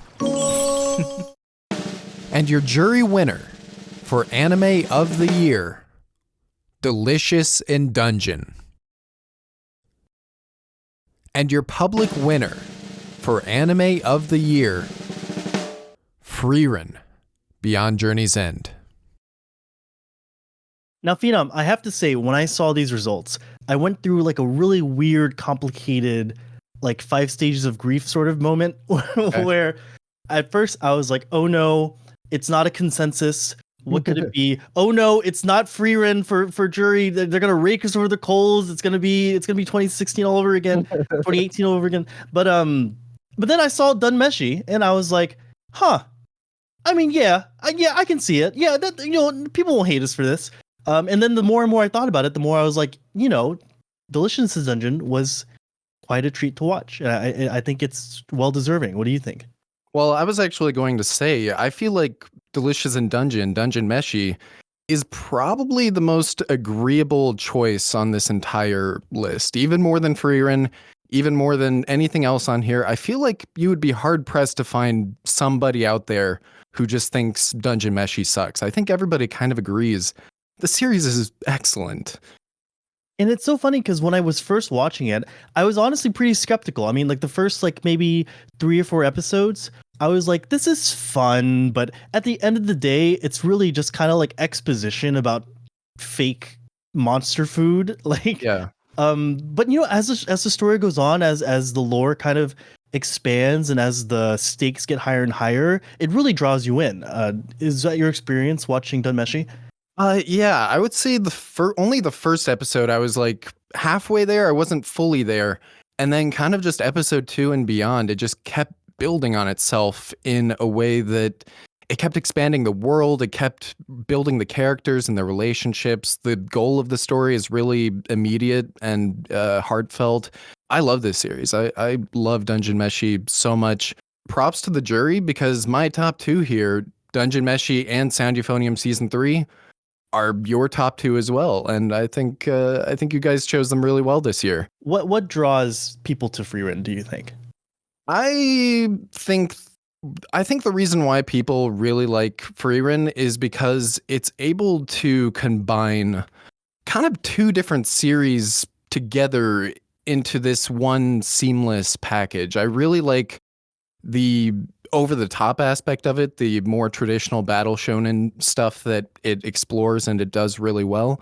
But I also think what really has people gravitate towards it is that in the midst of that battle shonen, you have a really touching and melancholic exploration of retrospection and time and the past. Anybody who's watched Frieren knows what I'm talking about. Like, it kind of just melds those 2 sides of this traditional battle shonen, really cool action, really cool spectacle, and then you have the more down-to-earth character stuff that's also handled obviously very well. It's like you said, like the jury winner this year is the most understandable, the least contentious, right? From a disparate opinion sort of thing. But I'd like to see how the jury came to that decision behind the scenes, especially compared to Frieren. Well, I was actually going to ask, obviously, we can talk about Sound Euphonium Season 3 as well. What kind of gave Dungeon Meshi the edge in that battle between the 2, and was it close? I'd say that any of the shows, honestly, in the top 4, maybe 5, were like things that realistically could have been the winner, and there was a lot of ties in the top 4. Okay. Dungeon Meshi had a couple edges, Monogatari had a couple edges, Hibike had a couple edges, but there were a shocking amount of ties. Like, I really think that if the jury were one person different, we could be seeing a completely different result. Yeah. You heard it here first. Why not just put number 1 next to all that top 4 there and everybody's happy? Yeah. I think that, like, unironically, I'm not a huge Hibike fan, so I would not personally have Hibike that high, but anything else in the top 5, I would be happy as number 1 and would be happy as number 1 in most years. We're going to wrap it back over to Free Ren. And I mean, come on. Director Keiichiro Saito famously did Bocchi the Rock, moved on to Free Ren. And I don't know, I feel like with Free Ren, all signs of the production have pointed to just operating on full cylinders, right? So already off the bat, you've got like a irregular number of episodes. You have 28 episodes showing some like clear thought into thinking about how are we going to adapt this. We can't do this in a normal 2-core. And then, like you said, Phenom, the premise in and of itself, it's so refreshing and unique to the genre. Episode 1 is what like hooks people for a reason. It's just so striking and memorable. That just goes to show just how affected people were. I feel a bit more qualified to talk about this because I actually made an entire video about this director, Keiichiro Saito. And I think what makes him such a good director is his ability to manage all aspects of the production in a really efficient and a really kind of like almost omnipotent way. It feels weird to say that, but like he's so good at focusing in on telling the story and doing the production in a way that a lot of other directors can't do. For example, obviously you watch Free Ren and the soundtrack is incredible. The music itself is great, but it's the way it's tied into the series that's so special. And part of the reason why it's so well tied into the series is because that's one of the things that Keiichiro Saito actually oversaw before we even started production on the series. Is he went to composer Evan Call and he started getting the soundtrack made before the production and started drafting scenes with specific tracks in mind. So when you like watch the series and you get to that first Zoltrack scene with Fern, the reason why that scene works so well with that track is because the scene was literally created for that track. Something about it just came together so well in Free Ren. I think it's obviously Saito's role in that made it work so well. Before we leave, we've got some very special messages. Here they are. All of us staff members are very pleased to hear that we received such wonderful awards across 4 categories. It is thanks to Kui-sensei's amazing original work that we as a studio were able to produce such a wonderful anime. Please continue to support Delicious in Dungeon. TV anime Delicious in Dungeon director Yoshihiro Miyajima. Thank you for watching Free Ren Beyond Journey's End. We consider it a great honor to win such a large number of awards. On behalf of the staff, I offer you my thanks. We were trusted with the opportunity to turn this great comic made by Kanehito Yamada sensei, Tsukasa Abe sensei, and everyone at the editorial department at Shogakukan into an anime. Those working on the anime adaptation and all the other staff members poured their hearts into the production to make a show that could reach and be enjoyed by as many people as possible. I truly now feel that that vision and the diligence of all the staff has been understood in the hearts of so many people. During the production, I watched as a vast number of staff members used their time, labor, and feelings to create this. In particular, the director, Saito, spent the most time on the show, from the time work started on the anime to the completion of the final episode. Throughout all of it, he shared his frustrations and his joy with me. I understand better than anyone how this is a show that contains the talent and energy of all the staff who worked on it, and I see it as that. Thank you for selecting the accumulation of all of our effort to win your Best Anime Award. For the Best Ending Award, congratulations to Millet-san, who oversaw the composition, and Evan Call-san, who worked on the arrangement. Congratulations also to Hoho Bun-san and Reina Muramatsu-san, who were the main producers on the visuals.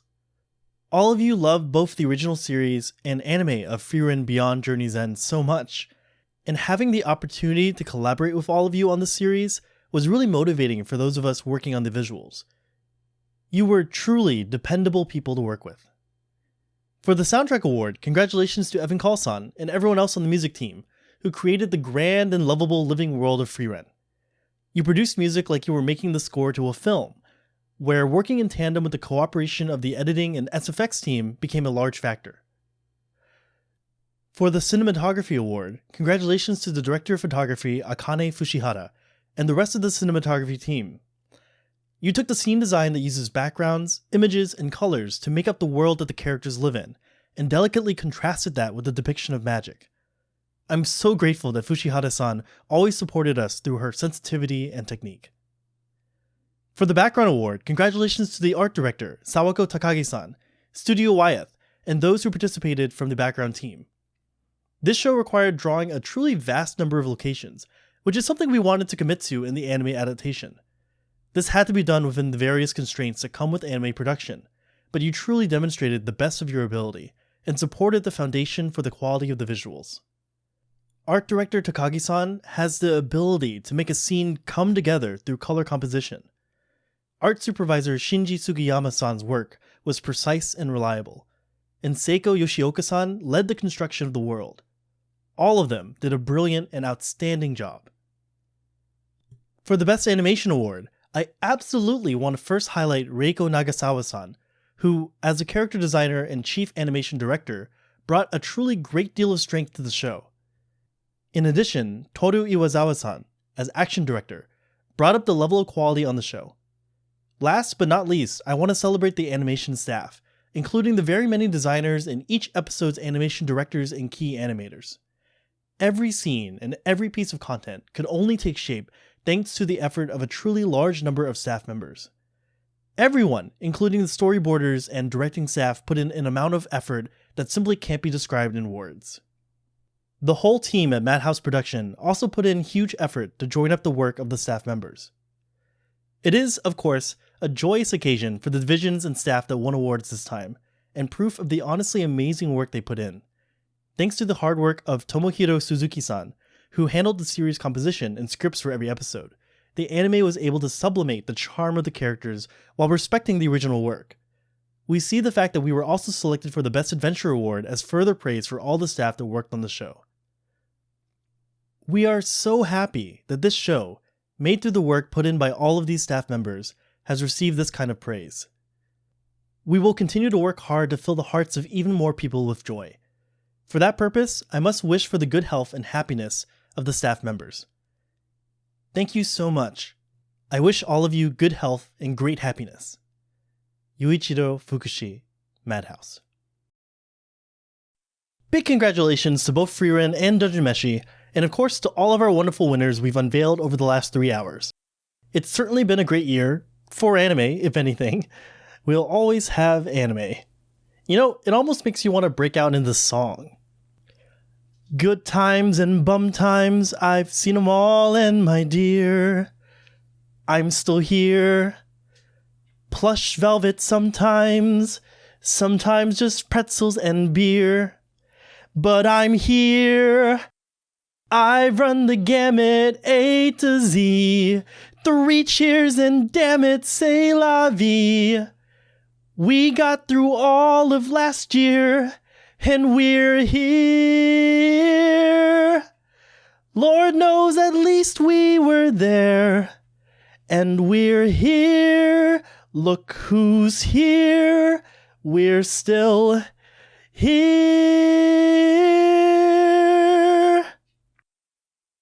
Thank you to everyone for watching. I hope you have a wonderful rest of your day.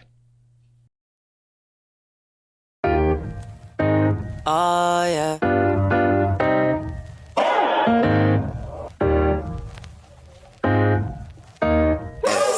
If I could go back just for a night, I would see the future and I'd make it alright. Oh darling, if life was a movie, I'd hit rewind. Yeah. Imagine if I knew how to turn back time. Imagine if I never messed up. Imagine if we never even broke up. Nope. Imagine if I had the power to control the voices in my head and I could tell them all to shut the fuck up. Imagine if I never told a lie. Imagine if I knew I'd always get it right. Imagine if I wasn't such a coward and I had the courage hidden somewhere in my heart to look you in the eye. Yeah. If I could go back just for a night, I would see the future and I'd make it alright. Oh darling, if life was a movie, I'd hit rewind. Yeah, imagine if I knew how to turn back time. I was thinking like ayo, ayo, ayo-okay. Lost our love in the mess we made. Ayo, ayo, ayo-okay. If tomorrow was yesterday. I wonder if I saw your face again, would you be a stranger or would we be more than friends? Would this be the beginning or the long and winding road that takes us all the way around into the very bitter end? Yeah. Imagine if we never felt fear. Imagine we were brave enough to never hide the tears. Imagine if I didn't have to worry about everything around me and my sanity was actually here. Yeah. I just got so caught up in the moment, didn't even realize we were broken. Yeah. If I could go back just for a night, I would see the future and I'd make it alright. Oh darling, if life was a movie, I'd hit rewind. Yeah, imagine if I knew how to turn back time. I was thinking like ayo, ayo, ayo-okay. Lost our love in the mess we made.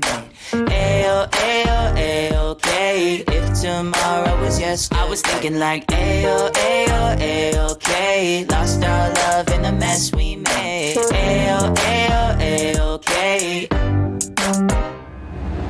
Imagine what the world be like if everybody stayed in love, if everybody stayed offline. Imagine what the world be like. Imagine what the world be like. Yeah. Imagine what the world be like if everybody stayed in love, if everybody stayed offline. Imagine what the world be like. Imagine what the world be like. But until then, if I could go back just for a night, I would see the future and I'd make it alright. Oh darling, if life was a movie, I'd hit rewind.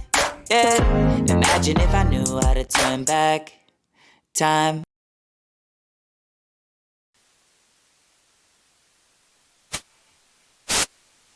Oh, 逃げられない。